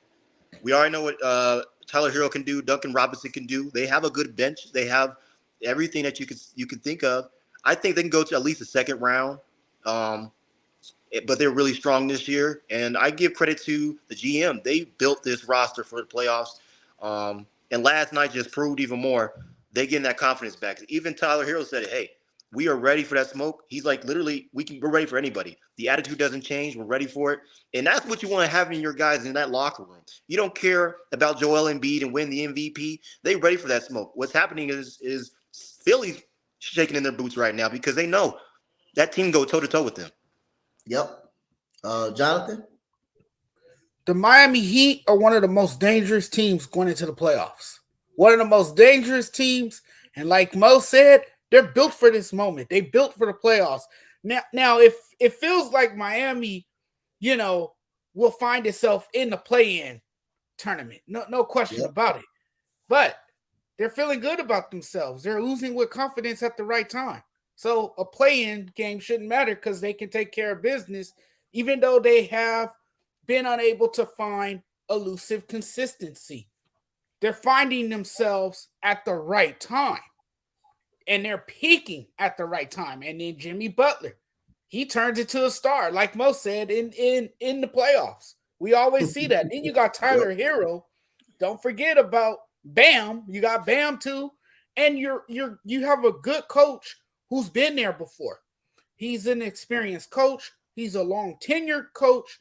Eric Spoelstra. He's a great coach, right? So the Miami Heat will be that team that can surprise a lot of people in the playoffs. And I wouldn't be surprised if they go very far. I wouldn't be surprised either. They hey, I'm telling you, that team could be dangerous, man. That team could be very dangerous. That team could be very dangerous. Regardless of who they play. Regardless who they play, it's going to be a long series. I think they're going to extend the series regardless, whether if it's the 76ers, the Boston Celtics, or any other team. I think they can potential still a series. So again, the massacre they put on Philadelphia last night, hey, they let them know that, hey, we ain't scared. We ain't scared of them. We can compete. So again, I think Miami is I think the best series. I want to see Miami versus Philadelphia. I really want to see, can Philadelphia get over the hump and beat the Miami Heat. I would love them to play the Celtics too. I'm not saying they're going to beat the Celtics. I don't think they will beat the Celtics, but I think they got a better chance of beating the Sixers than the Celtics. I think they got a better chance of winning that matchup than the Celtics. I think the Celtics will beat them. I think the Celtics will beat them somehow in 6 games, but I do think the Heat can beat the Philadelphia 76ers in a 7-game series. So, we're going to move on to the NFL portions of things. We're going to go to Cam Newton. He had a personal, a little bit of a pro day. He's throwing the ball and stuff and said he's better than most quarterbacks in the NFL. But the problem is, if you're going to come back in the league, sir, you're going to have to be a backup. You're going to have to be a backup. So do y'all think Cam Newton can sign as a backup in the NFL? Jonathan, we're going to start with you. I think at this stage of his career, at this point, he has no choice but to accept the fact that he's going to be a backup if an NFL team signs him. He's going to have to be mature enough to embrace that role. Can he embrace that role? That's another question. Can he go somewhere else and be a starter in this league? I don't think he can at this point of his career. And I think he will be willing to accept the backup role. I think he'll be fine. Being a backup to a starting quarterback somewhere in this league. He'll be on the NFL roster, and his opportunity could come again to take over as a starter. We've seen that. We've seen some backup quarterbacks, re-solidify their careers because the starter got hurt, and that was their opportunity again to be a starter in this league. But I think he's going to have to accept a new challenge. I think he's going to have to be up for it. And I think we'll see him somewhere in this league as a backup quarterback.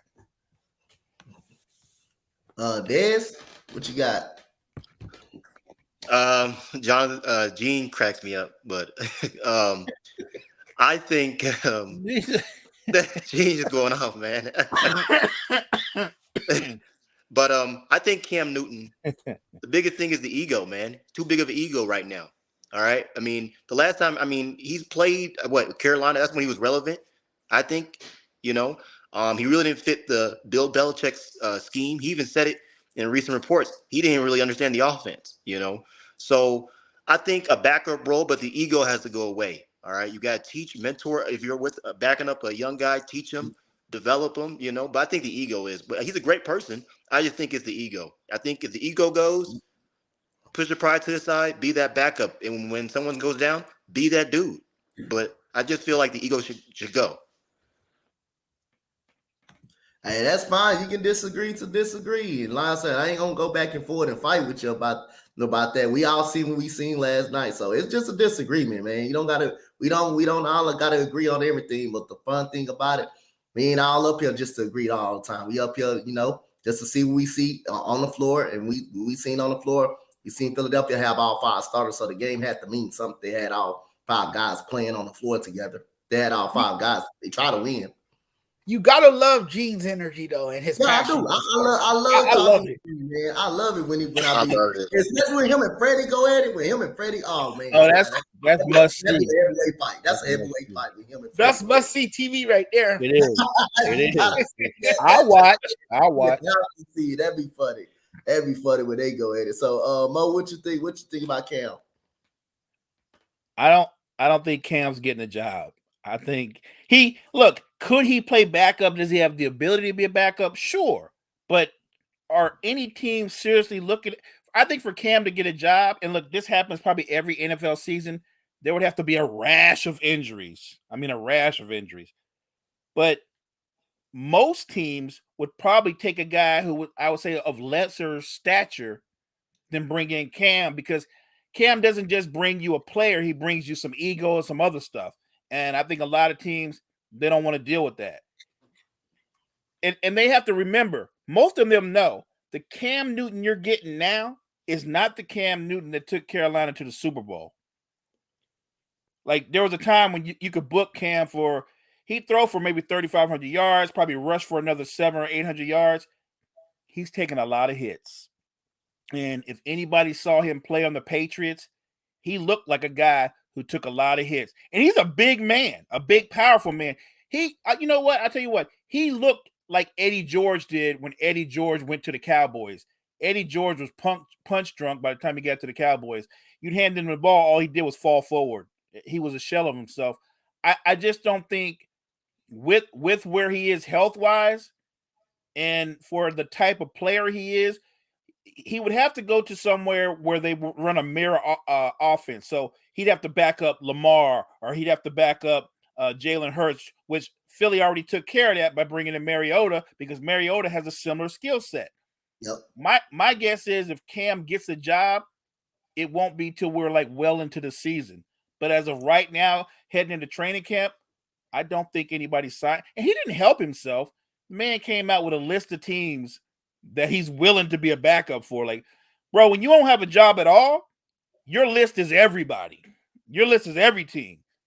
That's your list, not I'll only go here and only go there. Your list is everybody because you don't have a job.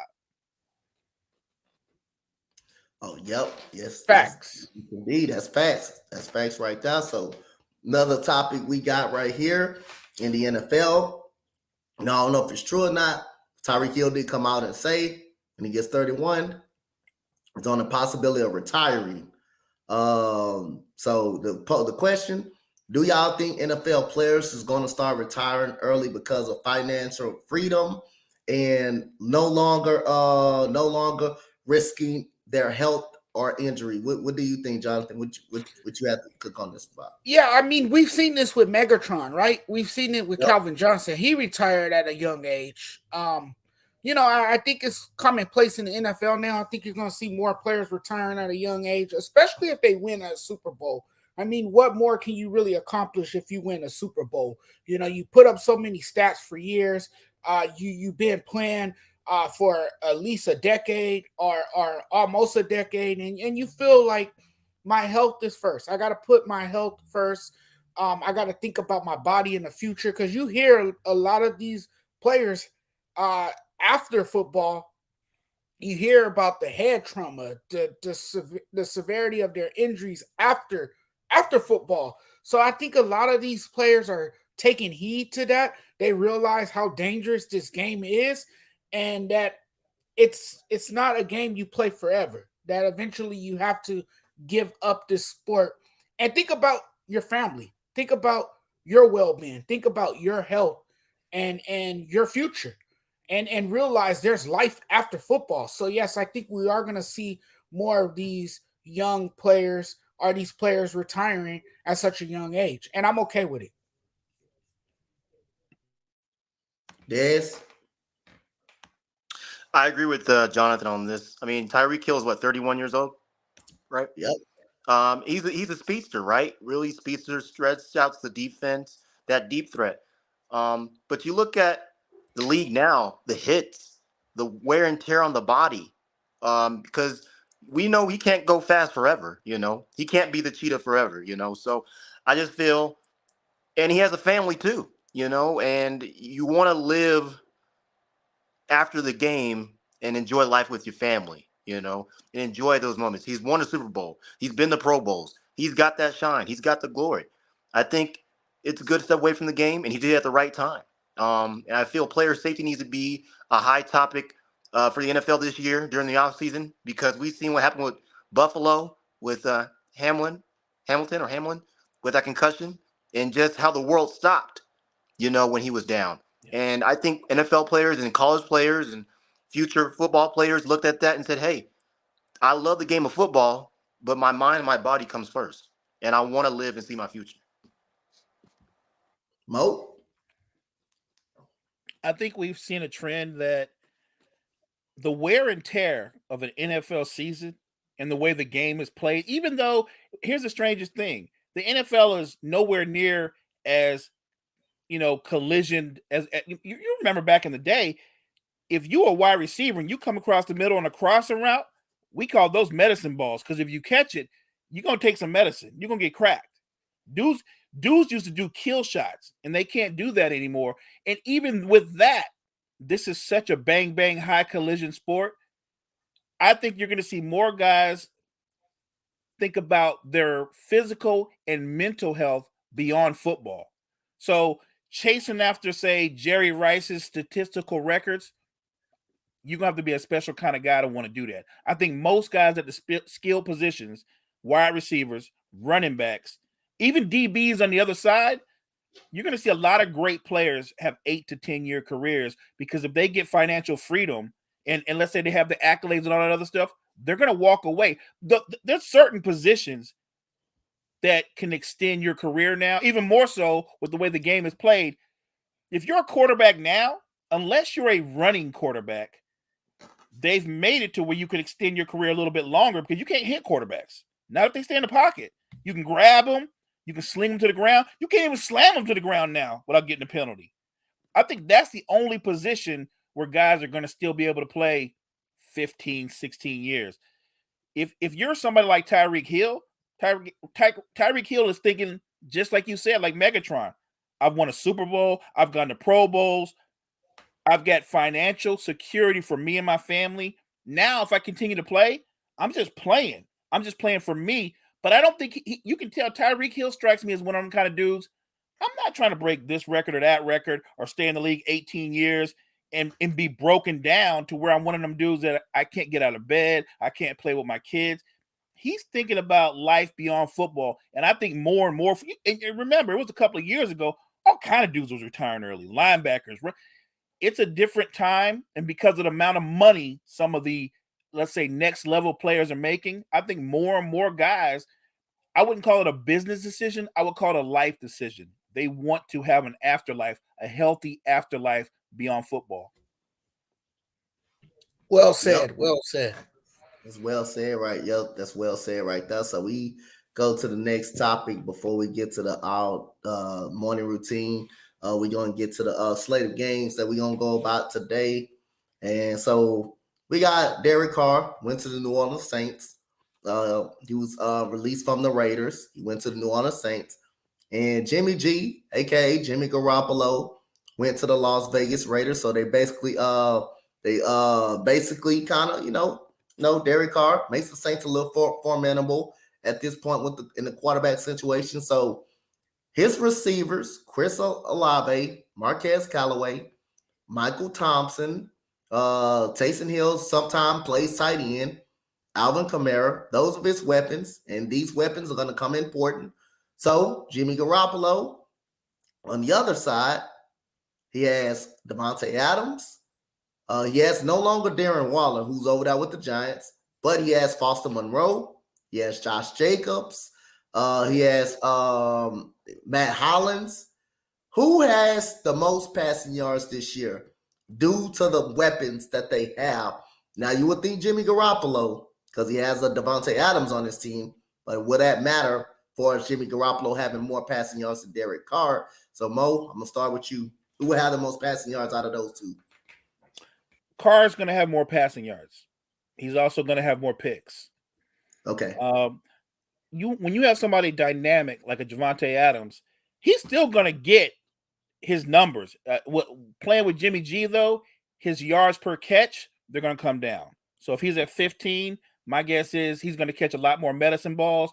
So he's going to probably average around 12 yards a catch. But he'll still get 12 to 1,400 yards, 11 touchdowns. You're talking about a dynamic, attack the basketball, complete route tree receiver. The only thing is because Jimmy G doesn't have a big arm and he doesn't push it down the field, I don't think his numbers will be as prolific in terms of yards per catch. Like if he still puts up big numbers, I'm talking about yards per catch, it'll be because of his yak yards, not because Jimmy G threw it downfield. So I'll say this. There's no question I think Carr's going to have more yards, but Jimmy G has the tools that he's used to. Strong run game with Josh Jacobs. We're talking about a 1,500 yard back. And then you've got Javonte Adams. So I don't think Jimmy G is going to throw for 4,500 yards. And that's not who he is anyway. They want him to control a game, not lose the game. And because he's got a strong run game, that suits his skill set. He's not the kind of quarterback that's going to put up prolific numbers. But he also doesn't put up prolific INT numbers. And that's something that coaches value even more.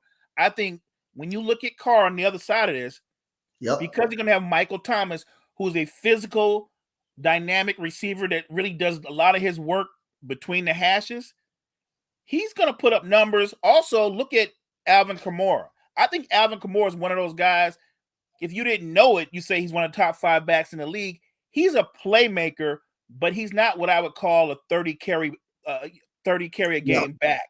He's as prolific a receiver as he is a running back. you can book Alvin Kamara for about 1,700 total yards and 9 or 10 touchdowns because he's got a nose for the end zone. So I think I'll say this, with Derek Carr, Alvin Kamara might have a shot to have 1,000 receiving yards this coming season. I can see that. I can see that as well. Who's gonna be the better passer this year out of these two? Who goes for more yards this year? Oh, I say Derek Carr, no question. Mo hit on a lot of the points. Jimmy G is a game manager. He's not the type of quarterback that will throw the ball down the field. He's not like that. The last time he was actually throwing more touchdowns and interceptions in a great rate was when they went to the Super Bowl that year and lost to the Chiefs. He threw for 32 touchdowns, and I think he had 14 interceptions. Last year, he only threw for, I think it was like, it's really, really low. It's like less than 14 touchdowns, 6 interceptions, and he was unhealthy, With Derek Carr, he has a supporting cast. I feel with Alvin Kamara, like Mo said, he's not going to be that back that gives you 30 carries a game, but he can be that back that maybe gets like 10, 15 carries a game and will get you, 6 catches, 80 yards type situation. With Michael Thomas slowly getting back healthy, he should be ready for the season. That's going to be a scary offense to watch out. And they got the weapons. With Garoppolo, he's just a game manager, I mean, he's back with his former offensive coordinator with New England, So, and I didn't really like the move from the Raiders from that point either, because now you're putting a lot more burden on Josh Jacobs to be that dude. I mean, he's been that dude, but he's going to be that dude. He's going to be your safety net. With their tight end, I think they have him enrolled, but I know he just got diagnosed with some type of cancer or something like that, so he's taking a step away from the game. So now in the draft, you got to get a tight end, So, and Devontae Adams, his numbers will decline a little bit because, like I said, I mean, Jimmy Garoppolo is not the type of quarterback that throws the ball down the field. He's a game manager, and I think that's what Oakland needs. They're going to put a lot more pressure on Josh Jacobs to keep that running game, to keep Jimmy G off his back. So I say Derek Carr for sure. You know what? They're also going to see. I'm talking about the Raiders. They're going to see a lot of cover too. They're not. You're never going to put a cornerback on an island with Devontae Adams. I don't care who the quarterback is. You're not going to do that. They're going to see a lot of cover too. They're going to drop safeties in the box though, because they know the strength of that offense is Josh Jacobs. Yep, that's what Denver did. And when Denver played them last year, even though it was a totally different quarterback, Derek Carr, Pat Surtain had his way with Devontae Adams. He did have his way with Devontae Adams, and they had to force Josh Jacobs to be that dude. And the thing is, the Raiders are going to run out of the tank, I think, this year because the fact you're going to wear a guy out so much to the point where defense is going to stack the box, like you said, Mo, and do cover 2. And Jimmy Garoppolo, when he reads defenses, I noticed this. I've watched some film. He'll stare down 1 or 2 receivers, but if he doesn't have those 2 guys, he is not a scrambler either. He can maybe give you a little, maybe 5 yards, maybe a run, but he is more of a pocket passer. And you know what?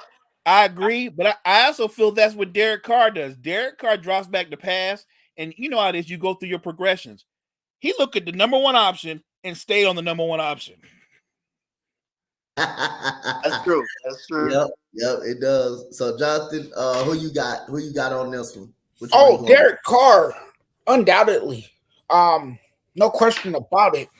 Look, Jimmy G, everyone basically said what I wanted to say.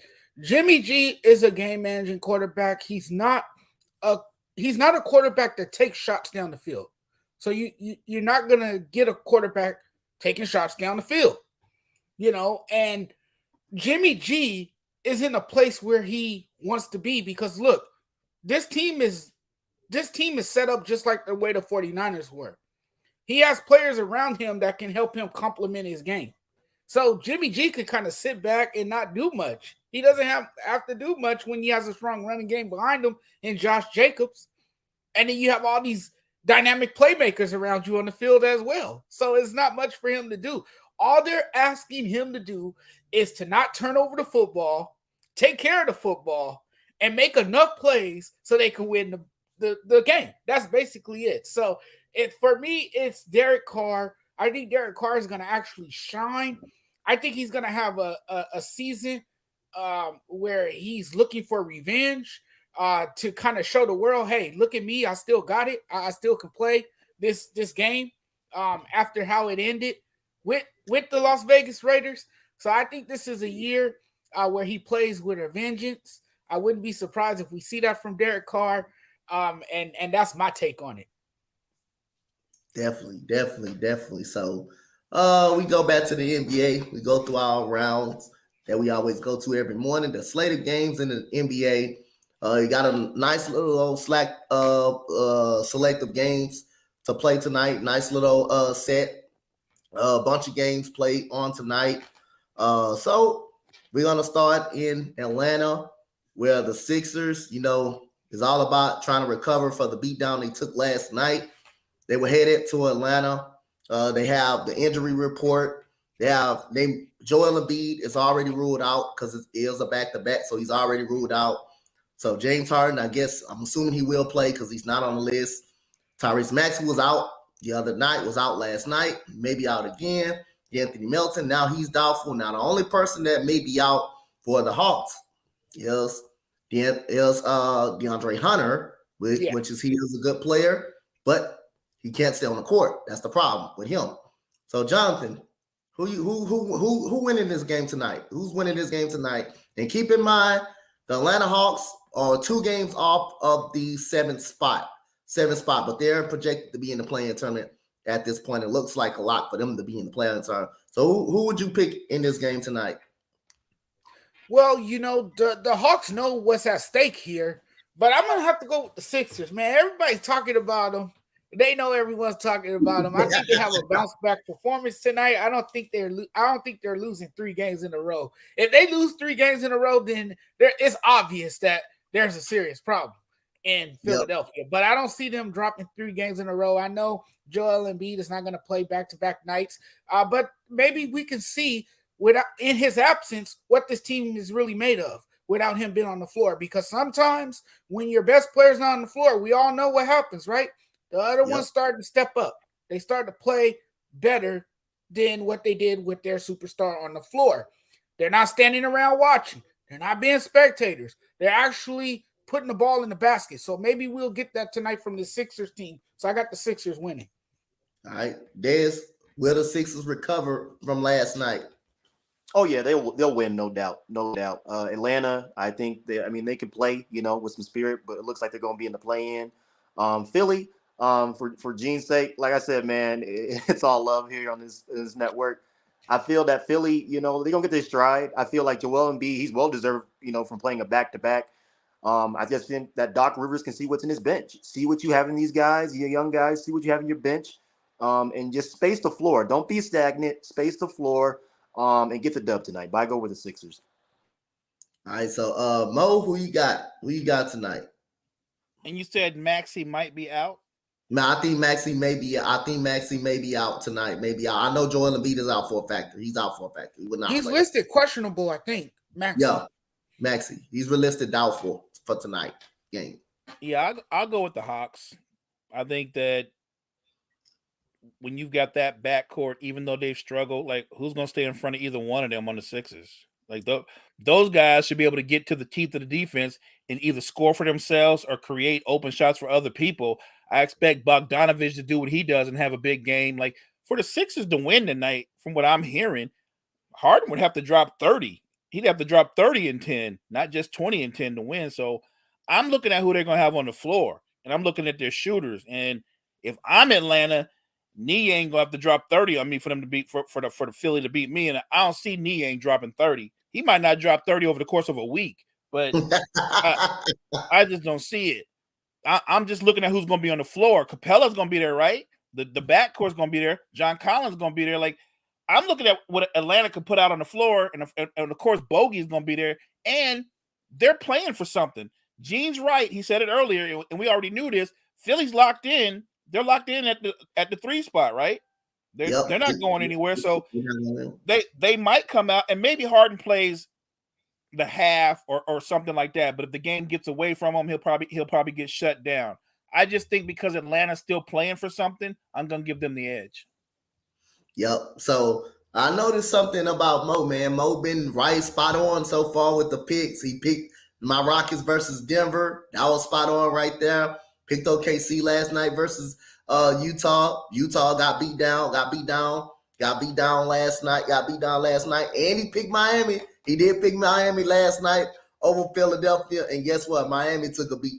Philadelphia took a beat down. So each time Mo picked that opposing team that he picked has beaten the other team down that he didn't really pick. So most of Mo wins are kind of beat downs. They kind of beat down wins. So let's see, can he kind of keep it up? So you got the Rockets versus the Hornets. Mo, who you got?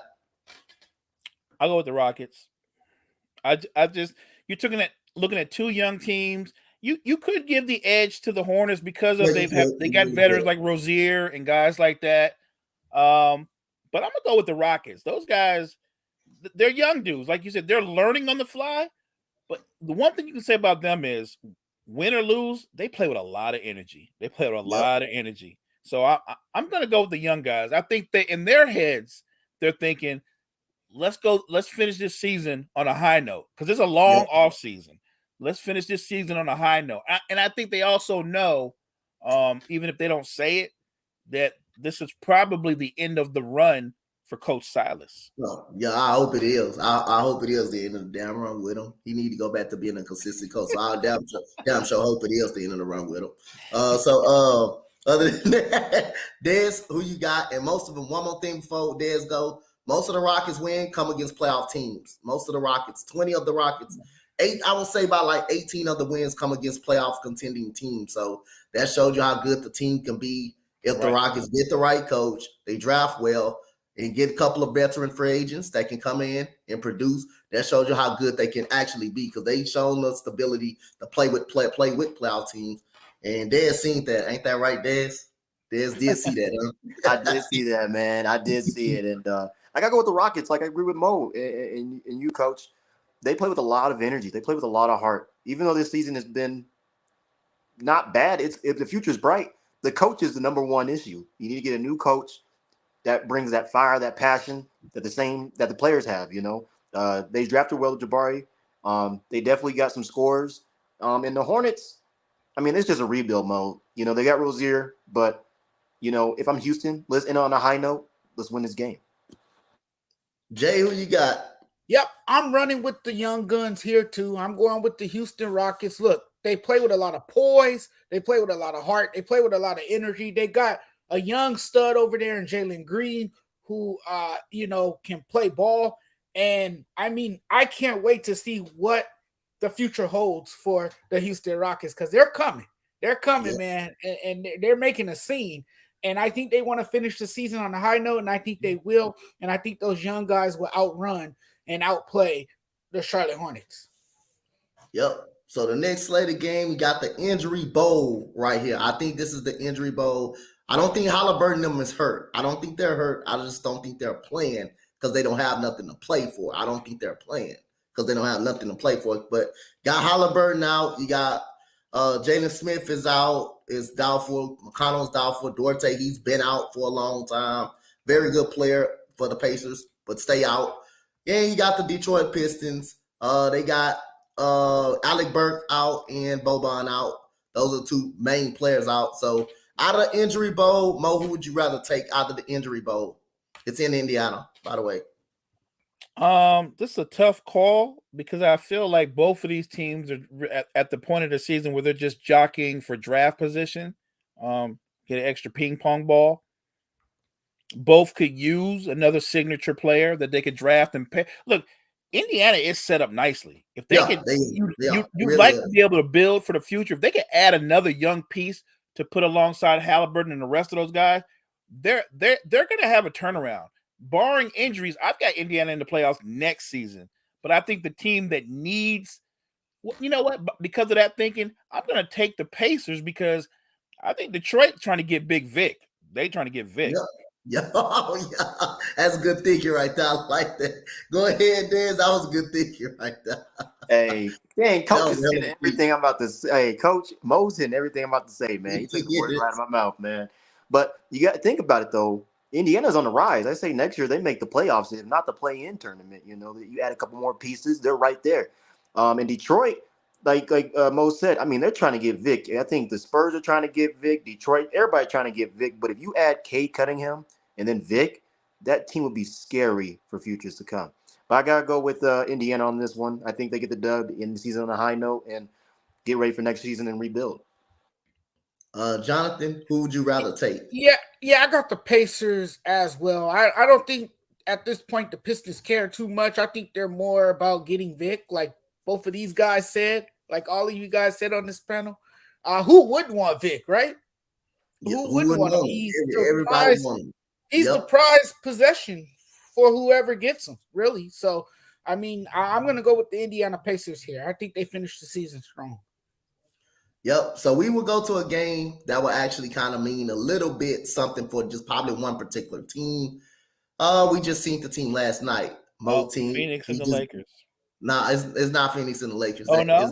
It's the Miami Heat. The Miami Heat. Oh, you seen yes. Put on a beat down last night, and Mo picked the game. He picked the game. He said they were going to win, but hey, you wouldn't think they were going and beat Philadelphia like the way they did. But hey, like I say, Mo picks has been all beat downs pretty much. But will they beat the Wizards down? The Wizards injury. Bradley Beal is done. Porzingis is done. Monte Morris is done. Danny Avdija is done, and Kyle Kuzma is done. So, Mo, let's see, can you stay hot? Can the Miami Heat? Who you going? Miami. I'm going with the Heat. Yes, I'm going with the Heat. Will they beat them down? Will they beat them down tonight? Yeah, I think they're going to win this comfortably. This ain't going to be a close game. Des? Oh, Miami Heat all the way. I mean, you just listed Washington's almost starting five right there. They ain't playing for nothing, you know. So Miami's doing with confidence. They're gonna shoot the lights out. Something. They trying to get Vic. It's the French guy. Everybody won, man. But I mean, Miami gonna win. They getting hot at the right time, and that's why they call it the Miami Heat, because they're warming up, baby. Jonathan, will it be a beatdown tonight? Yes. This is over before it starts. It's gonna be complete obliteration. I think they will shoot the Wizards out of the building. So you got a pretty solid game on the next one. No injuries for Toronto. They playing. They got something to play for. They in the play-in tournament at 40-40. And you got to go against, who we talk about, probably the best defense that we've seen play, the Boston Celtics. Now, Derek White is doubtful.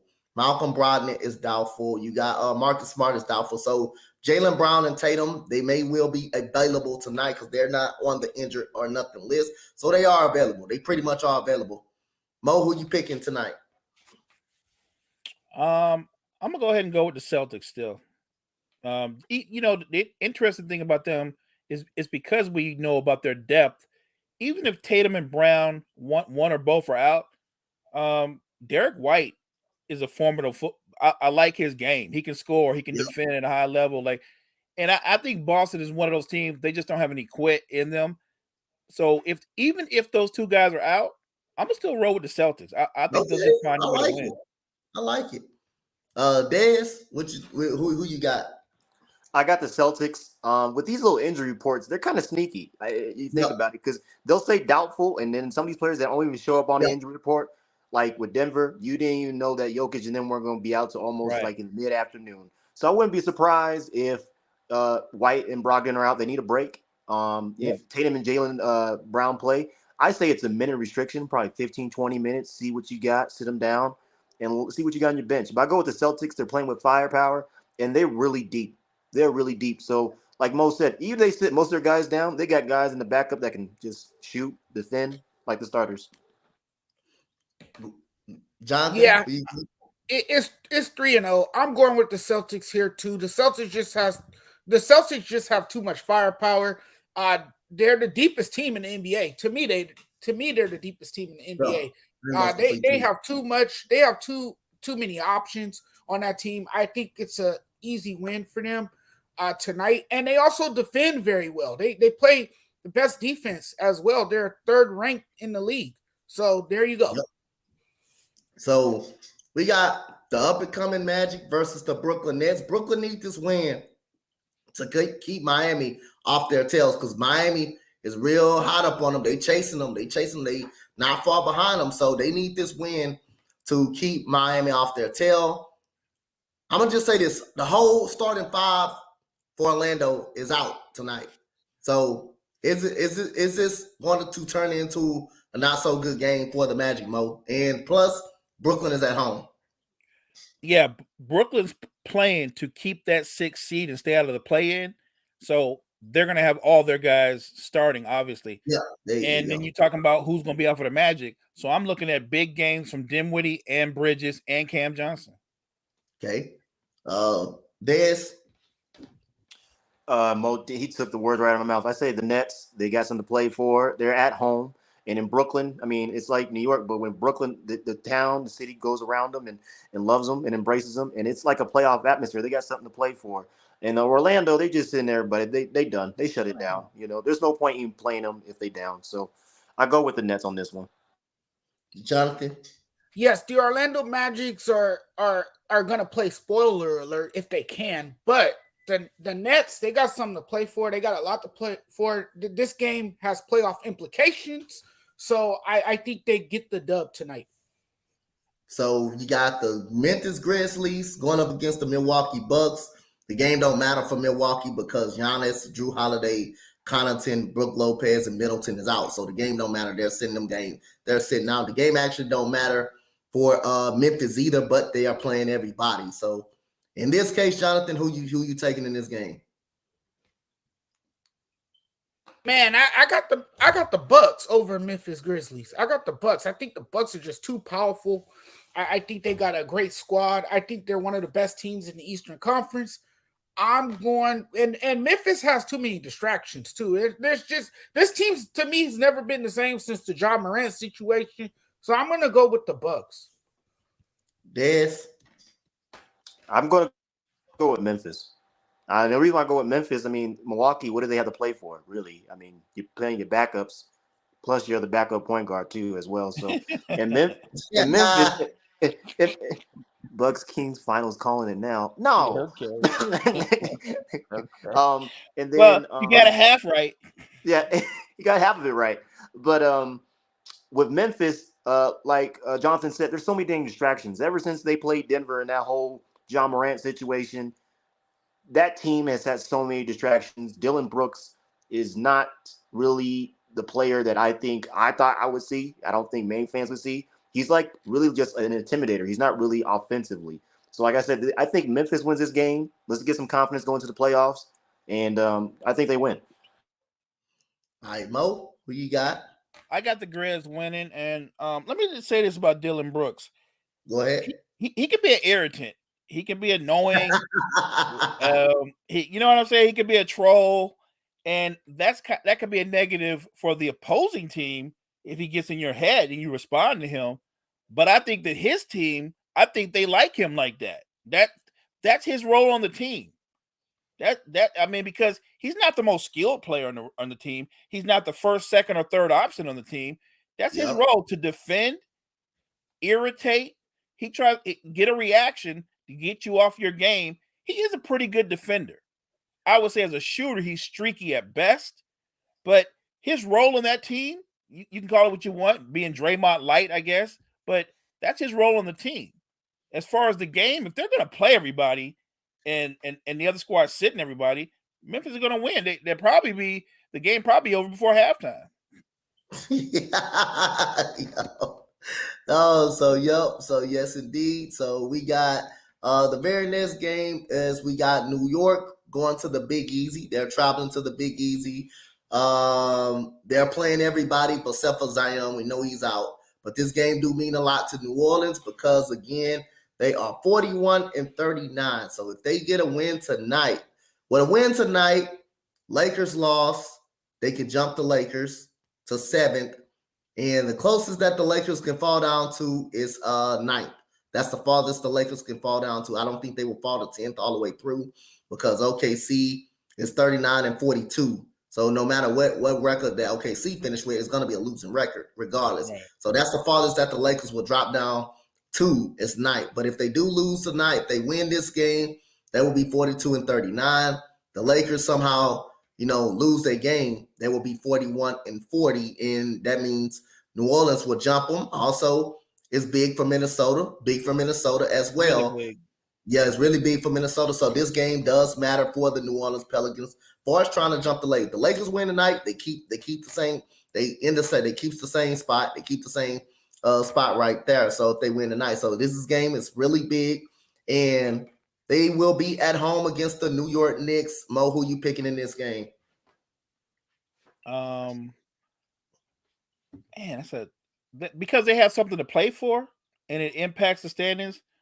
I'm gonna roll with them. I'm gonna roll with them to win. Okay.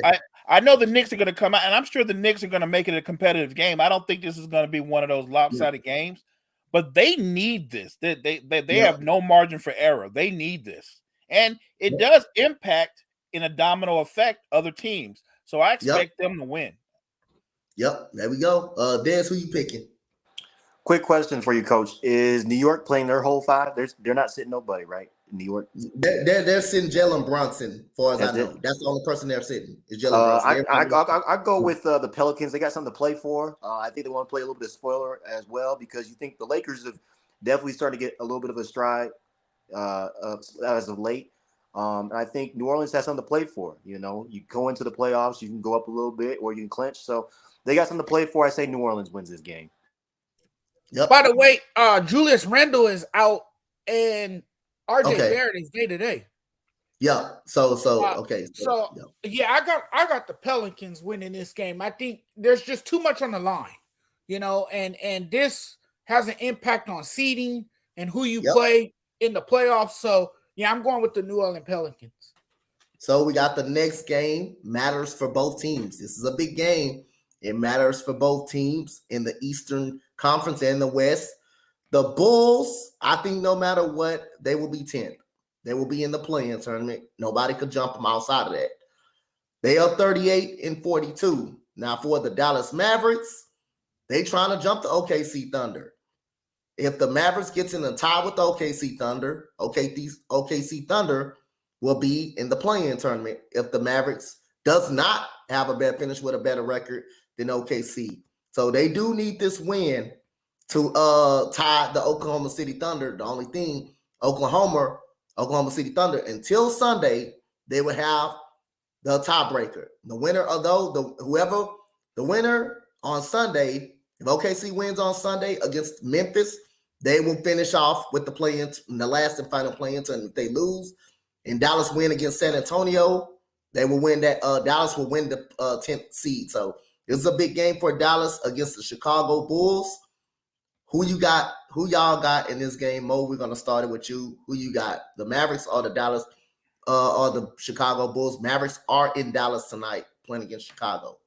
And you said that Chicago's locked in at the 10th spot, right, Coach? Yeah, I don't think all the other guys, all the other teams from 11, 12, 14, 13, they're out of the 10th. They're out. They're elimination. So nobody else could jump them.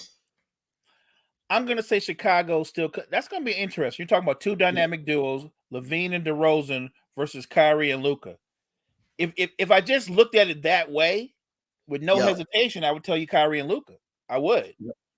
That duo is more dynamic than the other duo. The question is what you get from the other players. I'm going to go outside the box. I'm going to say Dallas wins. We've been bagging on Dallas. I'm sure the national media's been bagging on Dallas. They can't, like if that doesn't motivate these guys, even if they don't like each other, if that doesn't motivate them to go, we can still win. We're that gifted. We're that good. I'm going to say the Mavericks find a way to win this game. Okay, that's a good one right there. Des, who you got? I gotta go with the Mavericks on this one. Chicago's playing their guys, right? If everybody's playing their guys, I think Chicago right now they're doubtful, and it says the same thing between Dallas and Kyrie. But you know they're playing. We all know they're playing. We know they're playing. They're not gonna sit out in this game, and it matters to them. I think they're playing. I think everybody's playing their players. Right. The biggest factor is defense, and I think we talked about this earlier in the show. Defense. Who can stop DeRozan? Because we all know he likes to do a little pull-up, back fade, shoulder fade shot. And we all know Levine can be streaky. He can be a three-point shooter, be a threat. And they got Vucevic as well. So I give Dallas the slight edge on this, but they have to defend. If they defend and they come out hungry, because they got to win this game.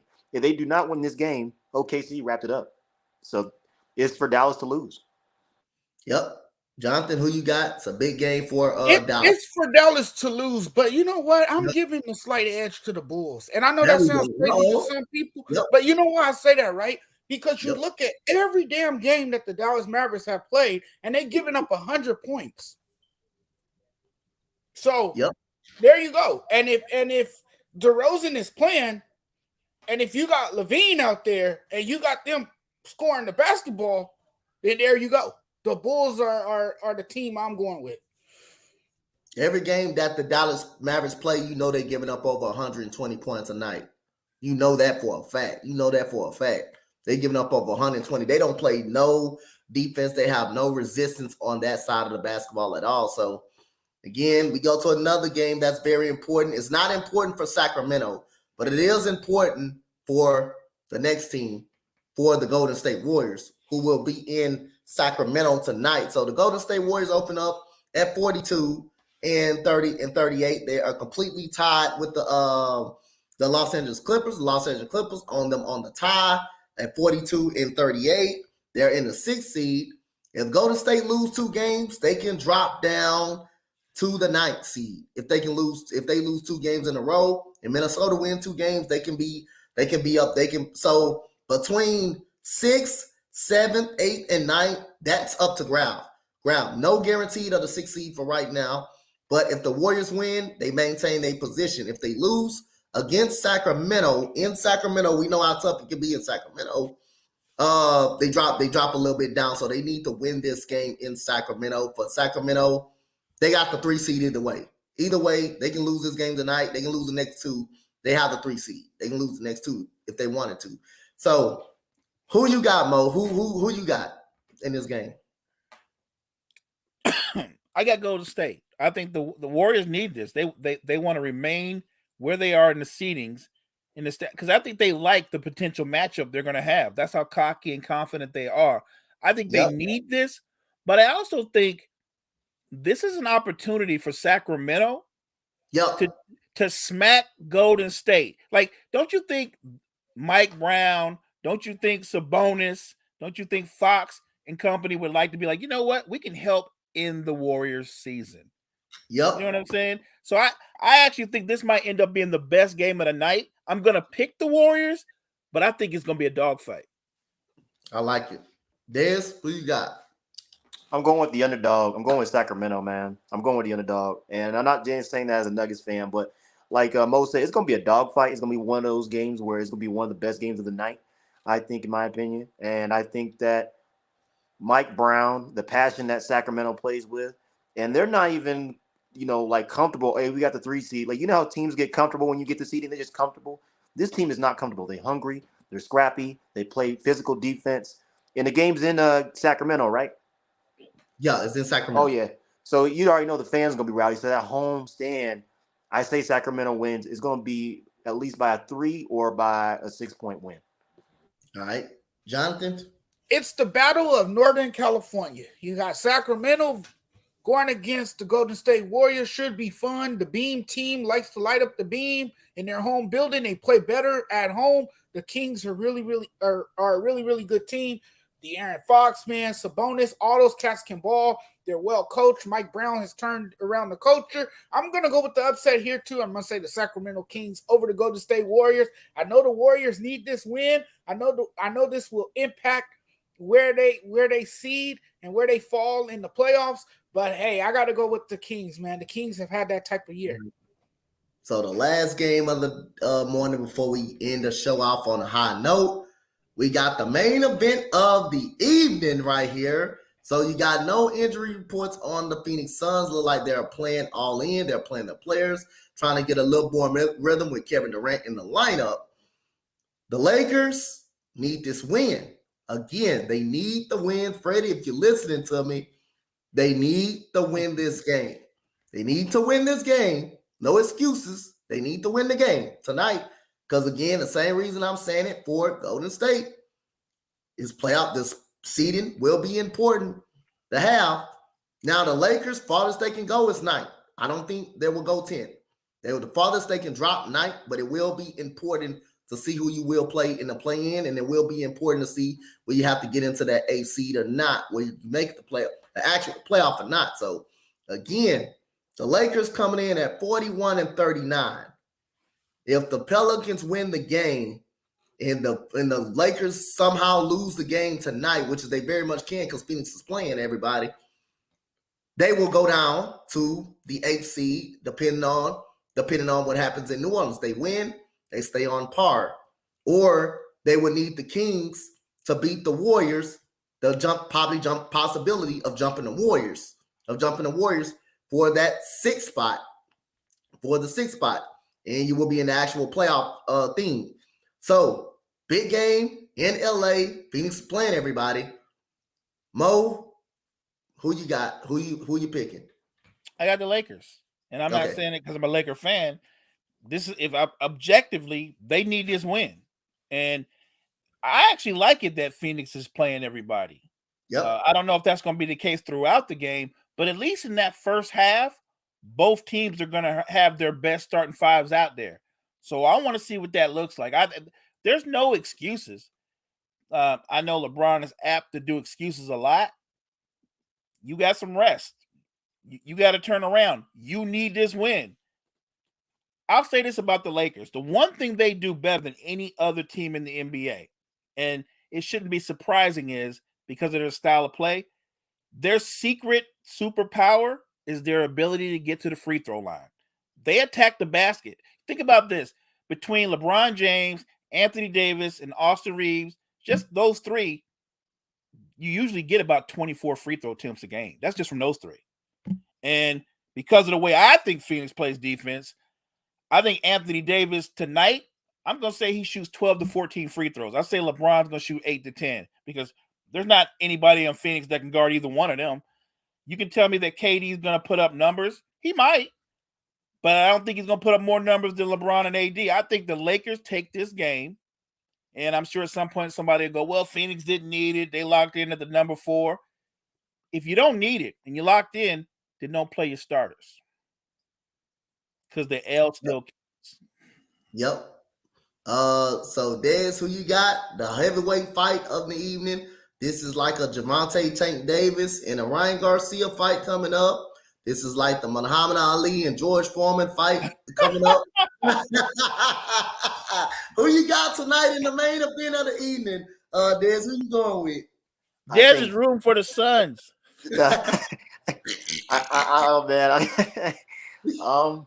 I gotta go with the Lakers on this one, and I'm not even a Laker fan. I think Freddie, Mo, you guys be happy. This is the first time I agree with the Lakers on anything on this show. I feel the Lakers have something to play for. Phoenix, my question is, why are you playing your starters? You guys just played with Denver's backups last night for 30 plus 40 minutes. I don't see the reason why Phoenix is playing anybody. I know the cohesion with Kevin Durant, but we all know Kevin Durant is losing a step. He doesn't play defense much. Mo, you touched on the free throw line. That's what they're going to attack. They're going to attack the paint. DeAndre Ayton's really not that physical. He's not that intimidator, shot blocker type guy. And LeBron, you had rest. It's time for this team. The offseason moves.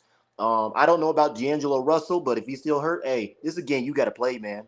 And I think they want Denver. I think if you said they win, Coach, they can go up to the 6th seed, but they lose. No, it depends on what happens to Golden State. It depends on what happened to Golden State. If the Golden State does lose, the Lakers can jump Golden State for the 6th seed. But if they lose, if the Lakers lose, they'll be 41-40.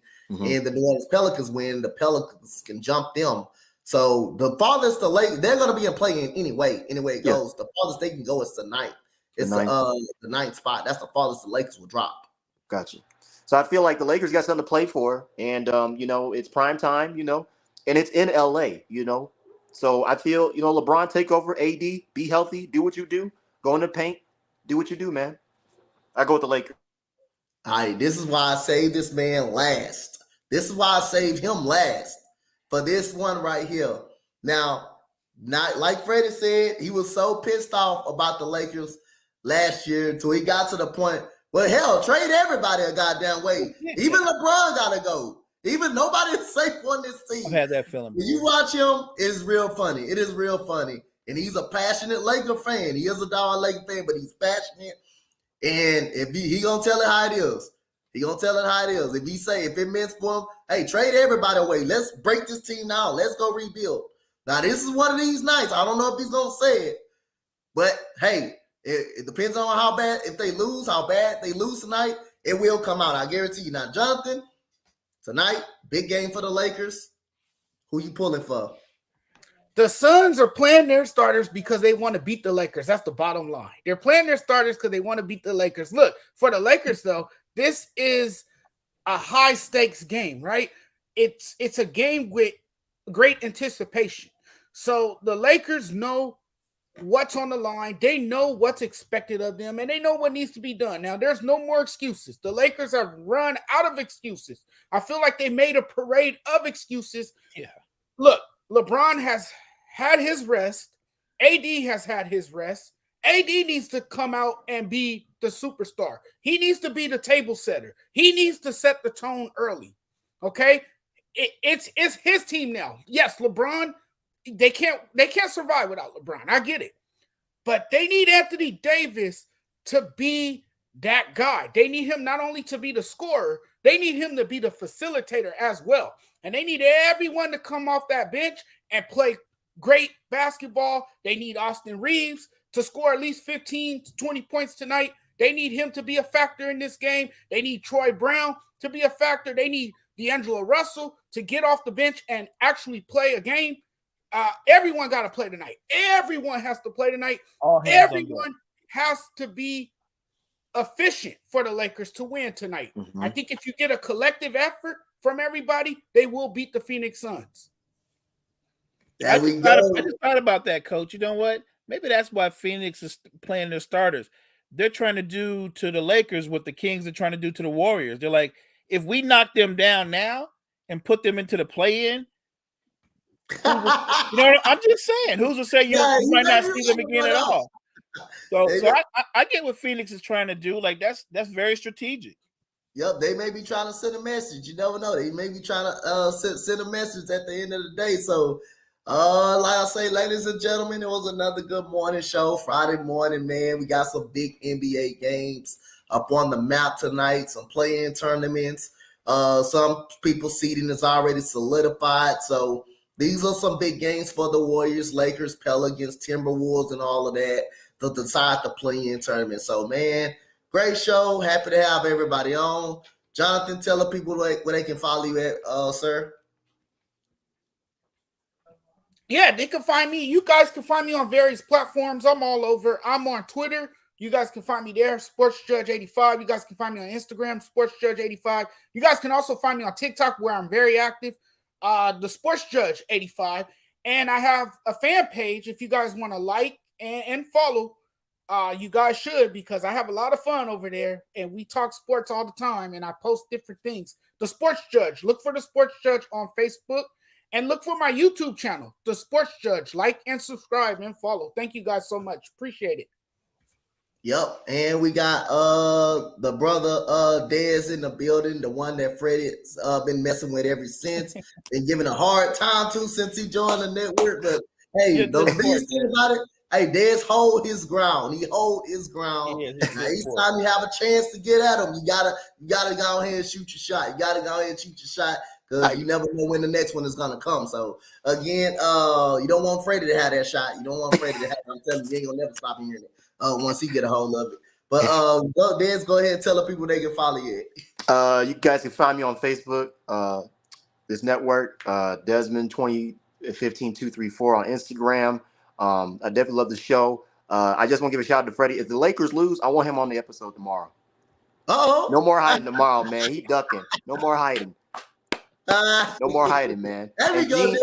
And Gene, your Phillies, your 76ers go, all right, man. We ain't trying to bash it, man. Like I said, it's just shocking that Miami just put the beat down on the 76ers, man. But it's all love. They locked up their seating, man. So it's gonna be good. Like I said, when the playoffs come, we'll see who's talking, So, but yeah, I love the show, man. Yep, and we got the man. We got Mo. Well, I'm gonna blame Mo for the beatdown that they took last night, because everything Mo predict, it's a beatdown. Everything Mo predicted so far has been a beatdown. It's been a beatdown. So again, we may see another beatdown today. I wouldn't be surprised. So we gotta blame Mo for that, for what happened in Philadelphia last night. So Mo, tell the people they can follow you. You can find me here at Sports Empire Network. But I'll tell you what, Coach, since we started doing this morning show, me, you, Dez, love having Jonathan on. Hope he comes back more. It's motivated me to start doing my podcast again. So you can find me at the NBA Cypher, That's on Anchor. You can find me on Spotify, iHeartRadio. I'm dropping episodes now every Wednesday and every Friday. NBA Cypher. That's where you can find me. Hey man, you gotta give me an invite up on that, man. I need an invite up on that podcast, man. I definitely do need an invite up on that, man. So let me know when you ready. You got it, Coach. Invite up on that one. So again, shout out to everybody, man. Y'all can find me everywhere. Y'all gonna see me on the Sports Judge tonight. Y'all gonna see me on now tonight. Talking to my boy Jonathan about the NBA landscape, all type of topics, NFL topics and stuff. So y'all will see me on the Sports Judge tonight. Y'all may see me on Top of the Key podcast, and I believe that's where you can catch Freddie at right there. So Freddie at right there. If y'all want to hear some buffoonery, y'all Freddie is your guy. Freddie is you got to hear it from. So I'll pop in today. You'll pop in. I'm make sure I send it. I'm make sure you send him. I'm send him that message so you can pop in and give him some of that work. Give him some of that work. Right. Give him some of that work. That Denver Nuggets magic that you got for that right there. So shout out to everybody, man. Y'all can follow me everywhere, especially on here, YouTube. Y'all can follow me. Definitely gonna find me on the Top of the Key podcast and the Sports Judge podcast tonight. Definitely gonna find me up on now. So another good morning show. Appreciate you guys for coming all through the weekend, starting from Monday, Friday. We think we got one tomorrow as well. So we do it all weekend until all the way to pretty much Sunday is the only off day for the morning show. But shout out to everybody. As for Coach Dante, Jonathan, my boy Dez, my boy Mo, we signing off the Empire Sports Network. See you guys again tomorrow.